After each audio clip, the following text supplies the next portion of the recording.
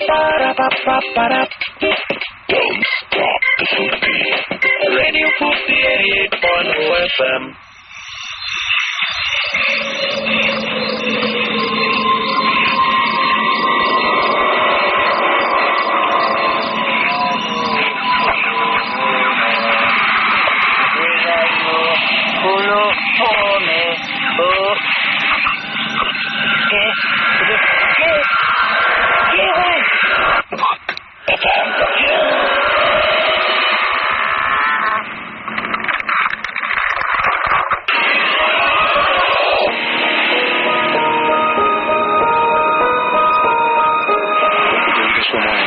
সকাল আবারও সকাল বলছি রাত 11টা বেজে 59 আর একটু পরে একটা দিন নতুন একটা দিন চলে আসবে আর প্রতিদিনের মতো আজকেও রাতটাকে আবার সরাসরি সকাল বানিয়ে দিয়েছি যাই হোক আমি রিসেন্টলি এই মাত্র ঢাকায় ফিরে এসেছি 3 দিন আগে গত ভূত এফএম পরে আমি গিয়েছিলাম বান্দরবানে এবং বান্দরবানে ওইখানে গিয়ে এক ভদ্রলোকের গল্প শুনেছিলাম ঘটনা শুনেছিলাম সেই ঘটনাটা আমার সাথে আমার খুব শেয়ার করতে ইচ্ছা করছে আমি নিজেই মানে বিশ্বাস করতে পারছিলাম না শুনে যে এরকম ভয়ঙ্কর কোনো ঘটনা ঘটতে পারে তো ওইখানে যে রেস্ট হাউসে আমরা উঠেছি সেই রেস্ট হাউসে সবাই দেখলাম যে ঘটনাটা জানে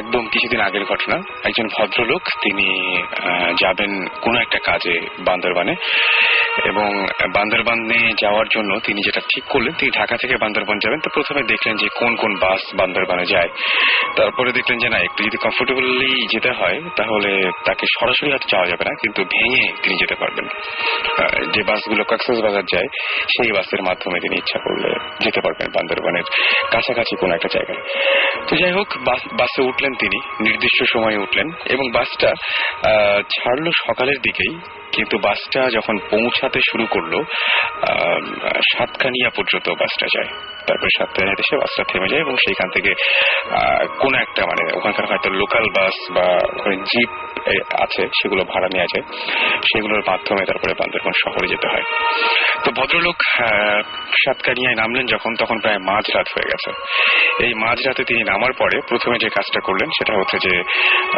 তার কাছে হোটেলের যে ফোন নাম্বার ছিল সেই ফোন নাম্বারে তিনি আগে থেকেই কন্ট্যাক্ট করছিলেন যে আমি আসছি আপনারা একটা জিপের ব্যবস্থা করে সাতকানিয়ায় পাঠিয়ে দিন তো হোটেল থেকে তাকে একটা জিপ পাঠিয়ে দেওয়া হলো তো ভদ্রলোক সারাদিনের মধ্যে যে এতক্ষণ ধরে লং জার্নি তারপরে টেনশন ঠিক মতো পৌঁছাবেন কিনা সাতকানিয়ায় নেমে যখন তিনি জিপটা দেখলেন তখন তিনি মোটামুটি নিশ্চিন্ত হলেন যে হ্যাঁ বান্দরবানে পৌঁছাতে পারছি আর কি জিপও রেডি আছে সবকিছু ঠিকঠাক তো আমি পৌঁছে যাবো একটা সময় তিনি নিশ্চিন্ত মনে জিপে উঠে বসলেন এবং কিছুক্ষণের মধ্যে ঘুমিয়ে গেলেন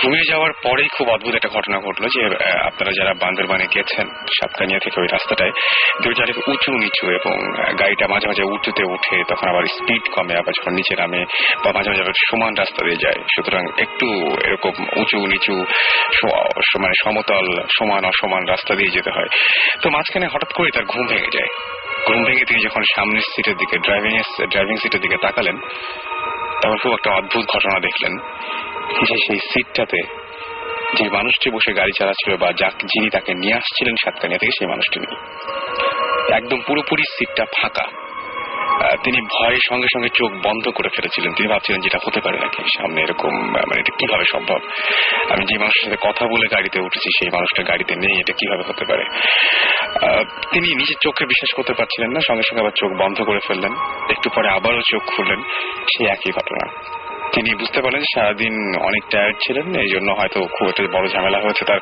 আসলে ব্রেইন তাকে ভুল ইনফরমেশন দিচ্ছে তিনি চোখ বন্ধই রাখলেন একটা সময় কিছুক্ষণ পরে এই ঘন্টা দেড়েক দুয়েক পরে গাড়িটা থেমে গেল একটা জায়গায় এসে থেমে যাওয়ার পরে জাস্ট একটা হোটেলের সামনে এসে থামলো সেই যে হোটেলটা থেকে তাকে গাড়িটা পাঠানো হয়েছিল তিনি তাই মনে করলেন এবং তিনি তখনও ড্রাইভারকে দেখলেন কিন্তু হোটেলের ভেতরে আলো চলছে লোকজন আছে তিনি বেশ সাহস পেয়ে জাস্ট তার ডোরের লকটা খুলে ফেললেন এবং খুলে ফেলে তারপরে সেই হোটেলের ভেতরে ঢুকলেন এবং ঢুকে তিনি খুব একটা অদ্ভুত ঘটনা দেখলেন সেটা হচ্ছে রিসিপশনে যে ভদ্রলোকটি বসে আছেন তাকে তিনি চেনেন তিনি তার ইউনিভার্সিটির ফ্রেন্ড কিন্তু অদ্ভুত ব্যাপারটা হচ্ছে সেই ফ্রেন্ড তারও 5 বছর আগে মারা গিয়েছে এবং সেই সময় দেখলেন যে হোটেলের বিভিন্ন জায়গায় সোফায় বিভিন্ন জায়গায় অত রাতেও কিছু কিছু মানুষ জেগে আছে, বসে আছে, এবং প্রত্যেকটা মানুষকে তিনি চেনেন, কেউ তার আত্মীয়, কেউ তার খুব কাছের জন, কিন্তু সবাই মৃত, মানে মারা গিয়েছে, কিন্তু সেই মানুষগুলোকে তিনি জীবন্ত দেখতে পাচ্ছেন। মানে একদম অবিশ্বাস্য ঘটনা। তিনি জাস্ট নিজেও তখন বিশ্বাস করতে পারছেন না। তিনি বুঝতে পারছেন তার ভয়াবহ রকমের হ্যালুসিনেশন হচ্ছে বা কিছু একটা, বা মাঝে মাঝে এরকম হয় না যে, কিন্তু তিনি প্রচন্ড ভয় পাচ্ছিলেন এবং ভয় পেতে পেতে ওইখানে তিনি সেন্সলেস হয়ে যান। এবং যখন জ্ঞান ফেরে তখন সেটা প্রায় ভোরের আলো ফুটতে শুরু করেছে, এরকম সময় তার জ্ঞান ফেরে এবং তিনি তাকিয়ে দেখলেন যে আসলে সেখানে হোটেল বা এরকম কোনো কিছুই নাই, জাস্ট একটা পুরনো বাড়ি। সেই বাড়িতে সকালের আলো ঢুকে পড়েছে এবং হোটেলের মতো কোনো সেট আপই নাই সেখানে, পুরোপুরি একটা বাড়ি। এবং তিনি বিভিন্ন ঘরে বা বিভিন্ন জায়গায় গিয়ে দেখলেন যে কেউ নাই। দৌড় দিয়ে তিনি সেখান থেকে বেরিয়ে আসলেন এবং বেরিয়ে এসে প্রথম যে কাজটা করলেন সেটা হচ্ছে কোনো মানুষকে খুঁজতে শুরু করলেন, কিন্তু ওর মানুষ পাচ্ছিলেন না উনি। কিছুক্ষণ পরে যখন আরেকটু ভোর হলো তখন দেখতে পেলেন যে অনেক মানুষই বান্দরবান থেকে নীলগিরির দিকে যাচ্ছে এবং সেখানে তিনি জাস্ট একটা জিপ থামিয়ে সেখানে উঠে পড়েন, বলেন যে আমার এরকম বিপদ হয়েছে। তিনি বলেন যে হোটেলে ফোন দেন। খুব অদ্ভুত ব্যাপার যে তিনি তখন মোবাইলে অনেক খুঁজেও সেই নাম্বারটা খুঁজে পেলেন না, যেটা তার হোটেলের নাম্বার ছিল সেই নাম্বারটা খুঁজে পেলেন না। এই ঘটনাটা আমি এবার গিয়ে আমি যে রেস্ট হাউসে ছিলাম সেই রেস্ট হাউসে শুনেছি এবং ওইখানে যেখান থেকে তিনি উঠেছিলেন এলাকার লোকজন প্রত্যেকেই বলল যে না, এখানে তো এরকম কোনো হোটেল নাই, আর এখানে কখনো কোনো বাড়িও ছিল না। আপনি যেখান থেকে উঠেছেন সেটা একটা জঙ্গল এবং পাহাড়ের একটা ঢাল, সেখানে কোনো বাড়ি থাকারও কথা না, সেখানে কোনো হোটেল থাকার তো প্রশ্নই আসে না। সুতরাং পুরো ব্যাপারটা কি হচ্ছিল আমরা জানি না, কিন্তু ঘটনাটা শোনার পর থেকে মানে আমি খুবই খুবই খুবই মানে অবাক হয়েছিলাম যে এরকম ঘটনাও ঘটে বা হ্যালুসিনেশন হলো কি এই পর্যায়ে হতে পারে বা ঘটনাটা আসলে কি। এবং খুব অদ্ভুত ব্যাপার সেই ভদ্রলোকের যেটা, সেটা হচ্ছে সেই ভদ্রলোকের একটা জিনিস তিনি বান্দরবন থেকে নিয়ে এসেছিলেন সঙ্গে করে, যেটা তিনি আর কখনো ফেরত পাঠাতে পারেননি। তিনি প্রতিদিন যে ঘটনাটা তার সঙ্গে ঘটেছিল সেই ঘটনা তিনি রেগুলার এখনো পর্যন্ত স্বপ্নে দেখেন। এটা এখনো তিনি ভুলতে পারেন না এবং রেগুলার তাকে স্বপ্নে ডিস্টার্ব করে এই স্মৃতিটা। এনিওয়েজ, শুরু করছি আজকের ভূত এফএম। ঘড়িতে সময় এখন 12:06 আর আমাদের সঙ্গে আমাদের ভৌতিক টিম এসে পড়েছেন এবং আমাদের সাথে পৌঁছে গেছেন তারা, আর সেই সাথে আমাদের গেস্টরাও আছেন। তো আমরা গেস্টের সাথে কথা বলবো। আর গেস্টের সাথে আমি আপনার নামটা একটু বলবেন প্লিজ। আমি আশিস বড়ুয়া, হোম ডিস্ট্রিক্ট চট্টগ্রাম, টাইটি ফার্ম আছে মাল্টিমিডিয়া এক্সিকিউটিভ হিসেবে। ওকে, আপনার একটা ঘটনা ছিল, আপনি যখন আমাদেরকে ইমেইল করেছিলেন আশিস, সেই ইমেইলের মধ্যে আপনি লিখেছিলেন যে অনেকদিন আগে এখানে কৌশিক দা আমাদের একটা গল্প বলেছিলেন, ঘটনা বলেছিলেন, যেটা তার বাবার সাথে ঘটেছিল, যে একটা খুব ভয়ঙ্কর ঘটনা, যে একজন মহিলা এসে তার বাবার সামনে থেকে বাবার কাছে মাছ চায়। হ্যাঁ, সিমিলার একটা ঘটনা আপনার জানা আছে? হ্যাঁ, সিমিলারই ঘটনাটা কৌশিকদার সাথে ঘটনাটা ঘটেছিল কলকাতায়, কিন্তু আমি যখন অনুষ্ঠানটা শুনছিলাম আমি নিজেই শুনে অবাক হয়ে গেলাম যে সিমিলার একটা ঘটনা বাংলাদেশে ঘটা এবং সেটা আমার কানে শোনা। আচ্ছা, তো যার সাথে ঘটনাটা ঘটেছেন ওনার নাম এটা শুনেছিলেন তো, যে কৌশিকদা যে ঘটনাটা বলেছিল এক্স্যাক্টলি ওইরকম একটা ঘটনা নাকি ওনার সাথে ঘটেছে? ওকে, জি, আপনার ঘটনাটা একটু শুনি আমরা। হ্যাঁ, চট্টগ্রামের রাউজান, যার সাথে ঘটনা ঘটেছিল উনি হচ্ছেন শৈলেন্দ্র লাল বড়ুয়া। তো উনি মোটামুটি আনএডুকেটেড একটা পার্সন ছিলেন। ওকে, হ্যাঁ, জি বলেন। আনএডুকেটেড একজন পার্সন ছিলেন। তো ওনার আরেকটা কাজ ছিল, খুব মহৎ কাজ বলবো আমি। আমাদের ওই গ্রামে যত লোক মারা যেত উনি শ্মশানে দাহ ক্রিয়ার কাজটা উনি করতেন, এবং যতক্ষণ পর্যন্ত শ্মশানে ওই লাশটা দাহ কার্য সম্পন্ন না হতো ততক্ষণ পর্যন্ত উনি শ্মশানে থাকতেন এবং ওনার সহযোগীরা থাকতেন। আচ্ছা, তো ওনার ব্যক্তিগত পেশা ছিল উনি কাঁচা মাছ বিক্রি করতেন। তো পার্শ্ববর্তী একটা বাজার থেকে, তকিরহাট নামে একটা বাজার থেকে উনি একদিন মাছ বিক্রি করে ফিরতেছিলেন। মোটামুটি তখন রাত 11:30-12টা হবে। তো প্রতিদিন তো মাছ বিক্রির পরে কিন্তু কিছু মাছ ফেরত আসে। তো ওই দিনও মোটামুটি ওনার ঝুড়িতে কিছু মাছ নিয়ে আসছিলেন উনি। আসার পথে যে শ্মশানটায় মানে মানুষ দাহ কার্য করা হয়, পোড়ানো হয়, ওই জায়গায় একটা চৌরাস্তা আছে। চৌরাস্তাটা ক্রস করার পর উনি দেখতে পেলেন একজন মহিলা, মানে খুব ভালো পোশাক পরা না, উস্কো চুল যুক্ত একজন মহিলা একটা বেতের পাত্র নিয়ে দাঁড়িয়ে আছে ওনার সামনে এবং ওনার কাছ থেকে মাস্ক খুঁজতেছেন। তো উনি তো করেন, দাহ কার্য করেন, শ্মশানে লাশ পোড়ান। তো ওনার একটু সাহস ছিল এবং ওই বিষয়গুলো সম্পর্কে ওনার মোটামুটি ধারণা ছিল, যার ফলে উনি তেমন একটা ভয় পান নাই। তো উনি বললেন যে আচ্ছা ঠিক আছে, তোমাকে মাছ দিব, একটু সামনে আসো আমার সাথে, তাহলে মাছ দিব।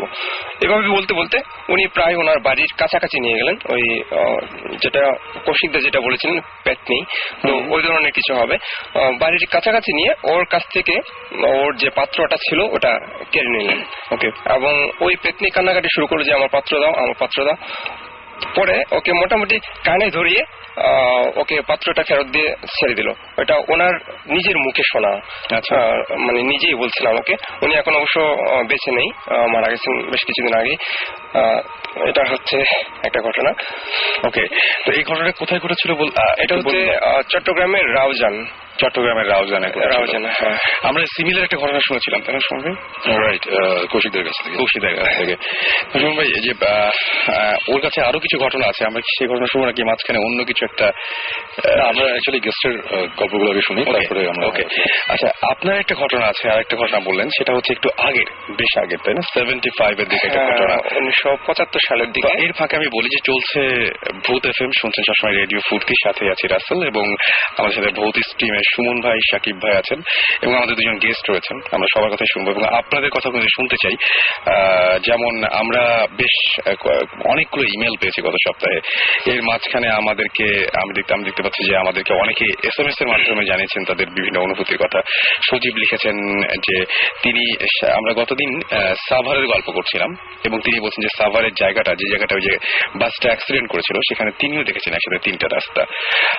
ঝিলিক বলেছেন যে আপনারা শুধু ফালতু গল্প বলেন কেন, এইসব তো মিথ্যা।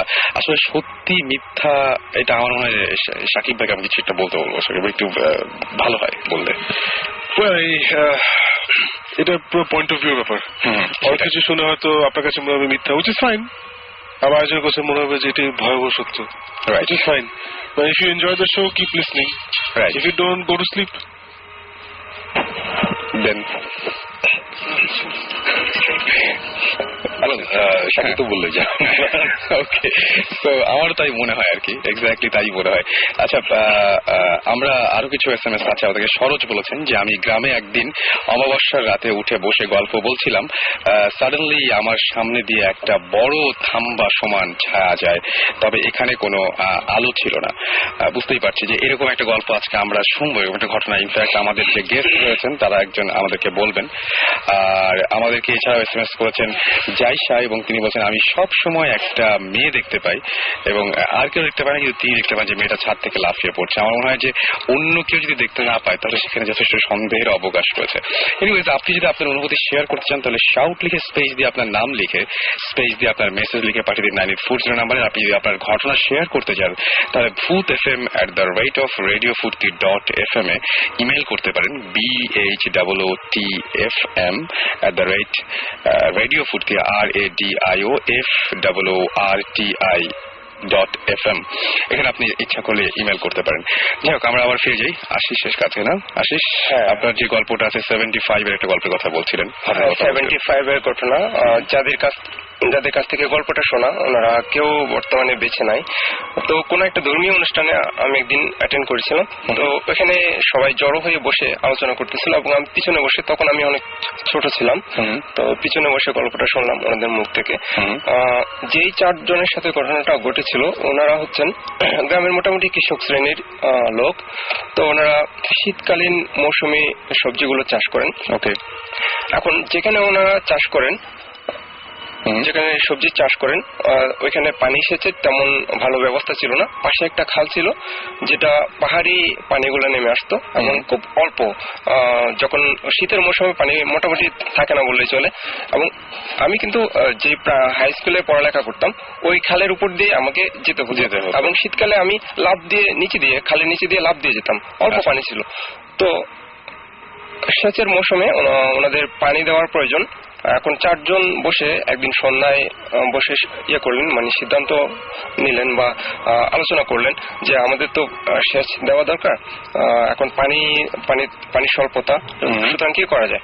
আচ্ছা, তো ওরা সিদ্ধান্ত নিল যে খালে যদি বাদ দেওয়া যায় তাহলে অল্প অল্প করে যে পানিগুলো আসে, পানিগুলো হয়তো জমা হয়ে তারা একটা পানির কালেকশন পাবে, পরবর্তীতে সেখান থেকে সেচ দিতে পারবে। ওকে। তো ওরা 4 জন ডিসাইড করলো আগামীকাল ভোরে আমরা মাটি কাটা শুরু করব এবং একটা বাদ দিব খালের মধ্যে। আচ্ছা, তো ওদের মধ্যে যে 4 জন ছিল, 4 জনের মধ্যে যিনি একটু ইয়ং টাইপের, যিনি ওনাকে দায়িত্ব দেওয়া হলো যে তুমি ভোরে উঠে সবাইকে ঘুম থেকে জাগাবে এবং আমরা গিয়ে মাটি কাটা শুরু করব। ওকে। গ্রামের ঘটনা, সুতরাং ওই জায়গায় হয়তো ওই সময় দেওয়াল ঘড়ি বা ঘড়ির ব্যবস্থা ছিল না, বা গ্রামের লোকদের তেমন ইয়ে ছিল না, সুতরাং টাইম সম্পর্কে ওদের হয়তো তেমন ধারণা ছিল না। গভীর রাতে দেখা গেল যে লোকটাকে দায়িত্ব দেওয়া হলো, ইয়ং যিনি যাকে দায়িত্ব দেওয়া হলো, ওনার মতো আরেকজন লোক এসে 3 জনকে ডেকে তুললো মাটি কাটার জন্য। আচ্ছা, ওনার মতো আরেকজন লোক যে এসেছিল এটা আপনি জানেন, বা ওরা 3 জন তো নিশ্চয় তখন বুঝতে পারে নাই। তো তারা ভাবছে কি যাকে দায়িত্ব দেওয়া হয়েছে সেই আসছে, এবং পরবর্তীতে ওরা 4 জন গিয়ে মাটি কাটা শুরু করলো। অনেকক্ষণ ধরে মাটি কাটলো, বাট সকাল হচ্ছে না, কারণ ভোরে গেলে তো মোটামুটি ঘন্টাখানেক বা 2 ঘন্টা মাটি কাটলে সূর্যের আলো দেখার কথা, কিন্তু অনেকক্ষণ ধরে মাটি কাটার পরে দেখা যাচ্ছে ভোর হচ্ছে না। এবং তারা 2 জন মাটি করে নিয়ে যাচ্ছিল, বোঝাই করে নিয়ে যাচ্ছিল। 2 জন একটু সন্দেহ করলো যে তাদের মাটির পাত্রটা অনেক ভারী মনে হচ্ছে, একজন মানুষ যতটুকু মাটি বহন করতে পারে তার চেয়ে বেশি মনে হচ্ছে কেন জানি। তো ওদের কাছে একটু সন্দেহ হলো, এবং পরবর্তীতে ওরা ডিসাইড করলো যে এখন আমরা মাটি কাটবো, ওদের 2 জনকে নিতে বলবো। আচ্ছা, এবং পরবর্তীতে ওই সিদ্ধান্ত অনুযায়ী কথা হলো এবং ওরা এসে কাটা শুরু করলো। পরবর্তীতে 2 জনকে, বাকি 2 জনকে যারা কাটতেছিল তাদেরকে মাটি নিয়ে যেতে বললো। 2 জনের মধ্যে ইয়ং যে সে ছিল। আচ্ছা, এবং পরবর্তীতে তারা সিদ্ধান্ত নিল যে যেহেতু আমাদের পাত্রে মাটিগুলো বেশি করে দিয়েছে সে, আমরাও একটু বেশি করে দিই। একজন মানুষ যতটুকু ক্যারি করতে পারবে না এর চেয়ে সে বাড়িয়ে দিল মাটি। তো দেখা যাচ্ছে যে ইয়ং সে কিন্তু খুব দ্রুততার সাথে নিয়ে মাটিগুলো ফেলে আসতেছে, কিন্তু আরেকজন যে সে কিন্তু পারতেছে না। তখনই বুঝতে পারলো যে এখানে কোনো একটা রহস্য আছে, এবং তারা যেহেতু গ্রামের মানুষ এ ধরনের বিষয়গুলো সবসময় ফেস করে এবং তাদের অভিজ্ঞতা আছে মোটামুটি, তারা বুঝতে পারলো যে এখানে কোনো একটা রহস্য আছে। যে লোকটা এত ভারী বোঝা নিয়ে যেতে পারে, নিশ্চয়ই সে হতে পারে না, কারণ মানুষের পক্ষে এত বেশি মাটি ওজন বহন করা সম্ভব না। তখন ওরা 2 জন সিদ্ধান্ত নিল যে পরবর্তীতে যখন সে মাটি তুলতে মাথা নিচু করবে তখন কোদাল দিয়ে খালের উপর একটা কোপ দেওয়া হবে, এবং তাই হলো। যখন সে নিচু হলো তার ঘাড়ে একটা কোপ দেওয়া হলো, এবং মানে এটা কি ও হেল্প করতেছিল ওদেরকে? হ্যাঁ, হেল্প করতেছিল না, মানে মাটি কাটার জন্য তো হেল্প করছিল, যে সেটার ব্যাপার ছিল। ওটার পরিবর্তে কোপ দেওয়ার সিদ্ধান্ত নিয়েছে না? কোন জায়গার কাহিনী এটা? এটা হচ্ছে চট্টগ্রামে, ঘটনা অনেক আগে। ইন্টারেস্টিং যে বলেন। তো তারা ফিরে ওখানে তার ঘাট থেকে মাথাটা আলাদা হয়ে গেল, ভয় পেয়ে ফিরে চলে আসলো। পরে ভোরে জাস্ট টাইমে যাকে দায়িত্ব দেওয়া হলো সকালে উঠে তাদের ভোরে ডাকার জন্য, সে জাস্ট টাইমে এসে ওদের ডাকতে গেল, এবং তখন সে ঘটনাটা বুঝতে পারলো। ঘটনাটা তাকে বলা হলো। পরের দিন ঘটনা জানার পর পরের দিন সকালে যখন ওই জায়গায় গিয়ে দেখলো তারা একটা কাক গলা কাটা অবস্থায় পড়ে আছে ঠিক ওই জায়গায় ওরা যেখানে কাজ করতেছিল। আচ্ছা, এটা কোথাকার ঘটনা বললেন? এটা হচ্ছে চট্টগ্রামের রাউজানের ঘটনা। গ্রামের নামটা বলা যাবে? এটা ফতেনগর গ্রাম। আচ্ছা, অবশ্য যাদের কাছ থেকে ঘটনাটা শুনছি আমার নামটা হয়তো মনে নাই ঘটনার কোথায় ঘটেছিল। আচ্ছা, তো যে জায়গায় ঘটেছিল সে জায়গায় কি আপনার দেখা আছে বা জানেন? না, এটা অনেক আগের ঘটনা। আমি তখন অনেক ছোট ছিলাম, এবং ঘটনাটা যখন ঘটেছে তখন যারা বলেছেন আমাকে ঘটনাটা, ওনারাও তখন কিন্তু আমি যখন শুনেছি তখন ওনাদের বয়সও প্রায় 60 বা 70 আপ হয়ে গেছে। ওনাদের ইয়ং বয়সেই ঘটনাটা ঘটছিল। ওকে, অলরাইট। আচ্ছা, আমাদের সাথে আরো একজন গেস্ট রয়েছেন, তবে আমরা মনে হয় যে সেটা একটু মানে একটা ব্রেকের পরে যাই, মাঝখানে যদি একটা অন্য কিছু শুনতাম তাহলে বোধহয়। আমি ঘটনাটা আসলে বুঝতে পারছি না। আমি নিজেও আপনি ইচ্ছা আমি বলে একটু জিজ্ঞেস করছি, সেটা হচ্ছে যে সেচ কাটার জন্যই তো রাতে ওদের উঠানো হয়েছিল, মানে ওটা তো ভালো একটা কাজ ছিল। হ্যাঁ, ইয়ে করার জন্য, খালে বাদ দেওয়ার জন্য। আচ্ছা, বাদ দেওয়ার কাজটা ছিল ভালো। তো ওখানে একটা কি জানি একটা এসে মানে ওরা বুঝতে পারলো যে ওদের মধ্যে একজন আছে যে আসলে মানুষ না, তাই তো। আমরা সিদ্ধান্ত নিয়েছিল গলা কেটে ফেলবে।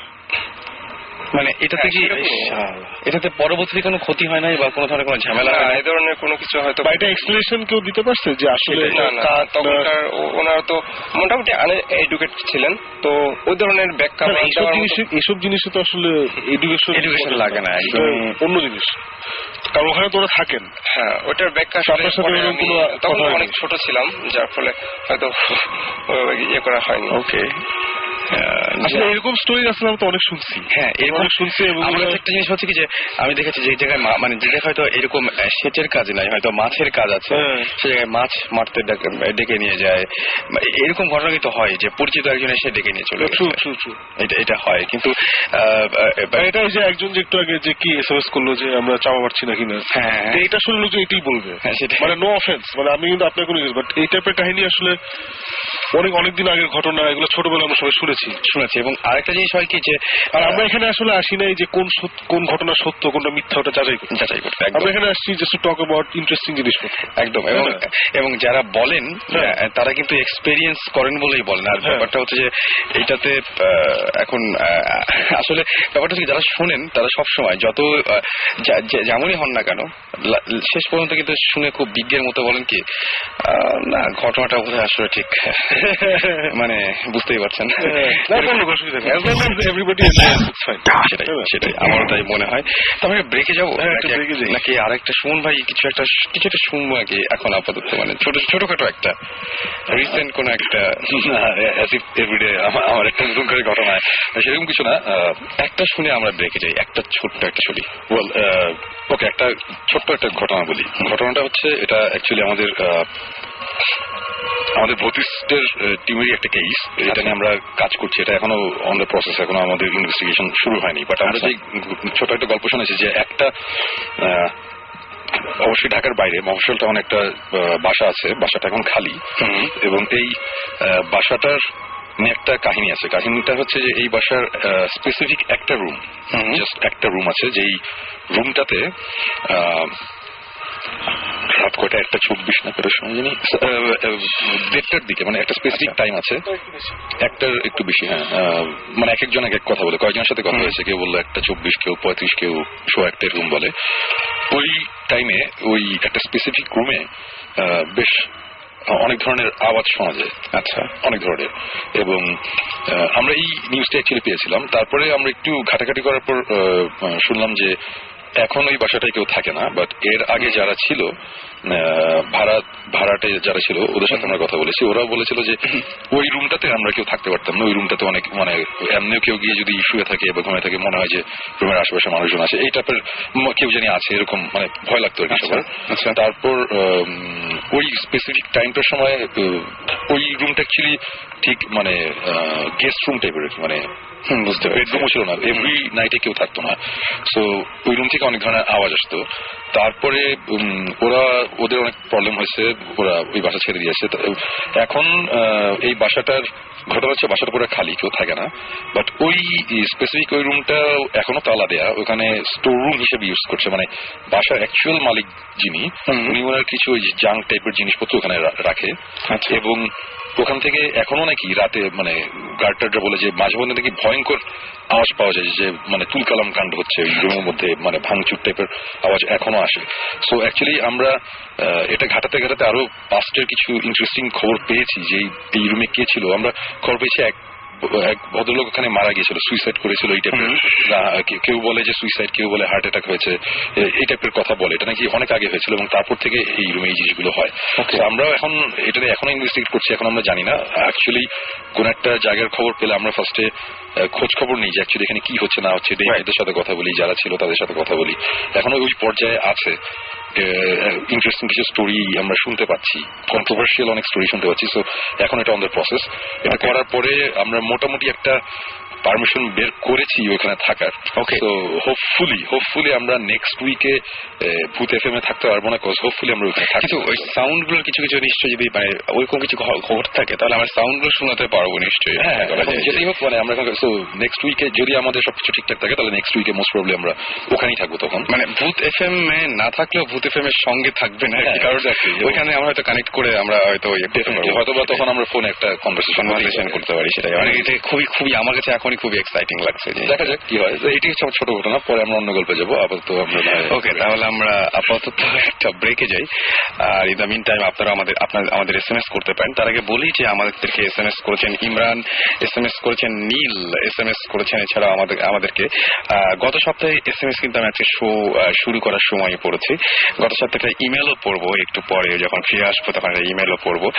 আর আপনারা যদি SMS করতে চান তাহলে যেটা করতে হবে, শাউট লিখে স্পেস দিয়ে আপনার নাম লিখে স্পেস দিয়ে আপনার মেসেজ লিখে পাঠিয়ে দিতে হবে 9840 নম্বরে, অথবা আপনি ইমেল করতে পারেন। আর ইমেলের অ্যাড্রেসটি হচ্ছে bhutfm@radiofurti.fm। আমাকে SMS করেছেন মিজান, SMS করেছেন তৌফিক, চয়ন, শুভ, SMS করেছেন সাহিত্য, SMS করেছেন মিঠু, হীরা, এছাড়াও পাপ্পু, আননোন বয়, SMS করেছেন প্রনোজ, নাহিদ, তারপরে SMS করেছেন আমাকে রাইসা, পাভেল, সাইফুল, ইমরান, নীল, আনন্দ সহ আরো অনেকে। So stay tune two radio ফুর্তি, ফিরে আসছি একটু পরে। আর আপাতত যে গানটা শুনবো সেটি হচ্ছে অর্ণবের গান ঘুম গাড়ি। চলুন শুনে আসি গানটি।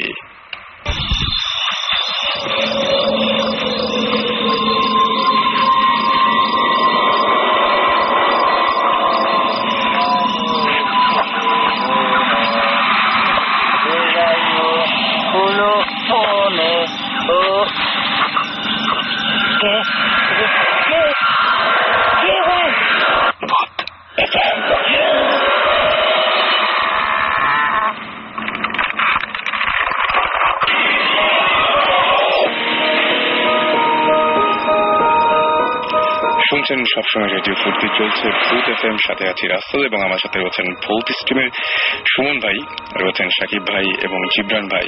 আর সেই সাথে আমাদের গেস্ট রয়েছেন আরো একজন, তার সঙ্গে এখন পরিচয় করে দেব। আপনার নামটা বলবেন একটু প্লিজ। আমার নাম তারেক, বাই প্রফেশন একজন সফটওয়্যার ইঞ্জিনিয়ার। তো ভূত এফএমে আসার উদ্দেশ্য আসলে ওই ধরনের কোনো স্ক্যারি কিছু না। ফার্স্ট থিং হচ্ছে যে আমি নিজেও জানতাম না যে এদের টাইপের একটা অনুষ্ঠান হয়, জাস্ট 2 দিন শোনা। আর মাঝে মাঝে সুমন ভাইকে ফেসবুকে স্ট্যাটাস আপডেট করতে দেখতাম যে আই এম রেডিও ফুর্তি। তো এই কারণে হঠাৎ করে একদিন লাস্ট ফ্রাইডের আগের ফ্রাইডেতে আমি দেখলাম, তো ভাবলাম যে সুমন ভাই আছে রেডিও ফুর্তিতে, অন করে কি তো তখন জাস্ট জিনিসটা আসছে, ভৌতিক জিনিসটা আমি জানছি, আর এই ধরনের জিনিসগুলো আসছে আর কি। এনিওয়েজ এটা ডিফারেন্ট স্টোরি। তো আমরা তো গল্প, আমরা আপনার ঘটনা শুনবই, তবে তার আগে একটা কিছু কথা বলতে চাই। রাব্বি আমাদের SMS করেছেন, রাব্বি SMS করে বলছেন যে ভূত এফএম নাইস, আমি অলমোস্ট 6 এপিসোড শুনেছি, ভয় লাগে বাট মজাও লাগে, এক কথায় ভূত এফএম রক্স। আমাদের সৌরভ সিলেট থেকে SMS করে বলেছেন যে হ্যাঁ সাকিব ভাই আমরা মিস করেছি, আরেকবার বলবো We love you, Rabbi. Okay, same here. মেয়ে হলে তাহলে বিয়ে প্রপোজাল পাঠাবে। অলরাইট, আমাদেরকে SMS করেছেন সৌরভ, এবং না মেয়ে না, রাব্বি তো বলা যায় না, অত ভুল টাইপ আছে, ব্যাড লাক। যাই হোক, সৌরভ লিখেছেন যে সিলেট থেকে, যে বুরঘাটে আচ্ছা মাদ্রাসায়, তিনি বলছেন মাদ্রাসার মধ্যে, মাদ্রাসায় যে মাদ্রাসাটা আছে সেখানে তিনি বলছেন যে তিনি দাবি করছেন যে কিছু জিনও লেখাপড়া করে, এবং তার ফ্রেন্ডদের সাথে সে জিনের একদম সরাসরি যোগাযোগ রয়েছে, তিনি সেটা দাবি করেছেন। সৌরভ সিলেট থেকে। ওকে, রিজভি আমাদের SMS করে বলছেন ভূত এফএম প্রোগ্রামটা খুবই ইন্টারেস্টিং, আমি আমার লাইফে অলওয়েজ স্পিরিচুয়াল ব্যাপারে কিউরিয়াস ছিলাম, and I have found an awesome place and it's Bhoot FM. Okay, thank you so much, thank you. আমাদের সাকিব এসএমএস করেছেন এবং তিনি বলছেন আমার খালা লন্ডনে থাকার সময় তিনি বলছেন যে যখন শর্টকাট একটা ওয়ে ছিল, সেই ওয়েতে যখন তিনি যেতেন বাগানের সামনে দিয়ে যাওয়ার সময় তিনি মিউজিকের শব্দ পেতেন। মানে এমন একটা জায়গায় যেখানে মিউজিকের শব্দ আসলে পাওয়ার কথা না, এরকম জায়গাতে তার খালা সবসময় মিউজিকের শব্দ পেতেন। রেডিও ফুড তো চলতে থাকে, মেবি, বাট সেটা হয়তো স্ট্রিমিং করে শুনতে হবে। নিশ্চয়ই তিনি স্ট্রিমিং করে শুনছেন না। প্রতীক্ষা এসএমএস করে বলছেন তার নানুর বাড়িতে একটা পুকুর ছিল যার পানি ছিল একদম কালো, সেই পুকুরে প্রতি 2 মাস অন্তর কেউ মারা যেত। এরকম একটা ব্যাপার ঘটতো আর কি। সেখানে পানি খেয়ে নাকি? আমার মনে হয় পানি খেয়ে নিশ্চয়ই না, ডেফিনেটলি অন্য কোনো ঘটনা আছে। প্রত্যেকে একটু ডিটেলে আমাদের যদি ইমেল করতেন আপনি bhuth@radio40.fm, এখানে আপনি ইচ্ছা করলে আপনি পুরো ঘটনাটা আমাদের সাথে শেয়ার করতে পারেন, তাহলে আমরা বুঝতে পারবো। ওকে, আমাদের যিনি গেস্ট আজকে আছেন তার সাথে একটু কথা বলি আমরা। আপনার 2টো ঘটনা আছে, রাইট?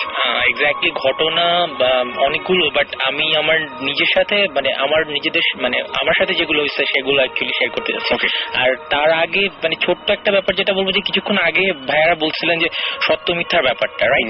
তো এইটা আমি আপনাকে জাস্ট যখন আসলাম তখনও যেটা বলছি যে ভাই আসলে সত্য মিথ্যার ব্যাপারটা পুরোপুরি একটা মানুষের পার্সোনালের উপর ডিপেন্ড করে। এখন আমি যদি কারো ঘটনা শুনি আমি সেটাকে মিথ্যা বলে উড়াই দিতেই পারি, প্রবলেম নাই। বাট যে ঘটনা যদি আমার সাথে ঘটে, আমি যদি নিজে একজন উইটনেস হই, তখন কিন্তু আমি নিজে বুঝতে পারি আসলে কতটুকু সত্যি কতটুকু মিথ্যা।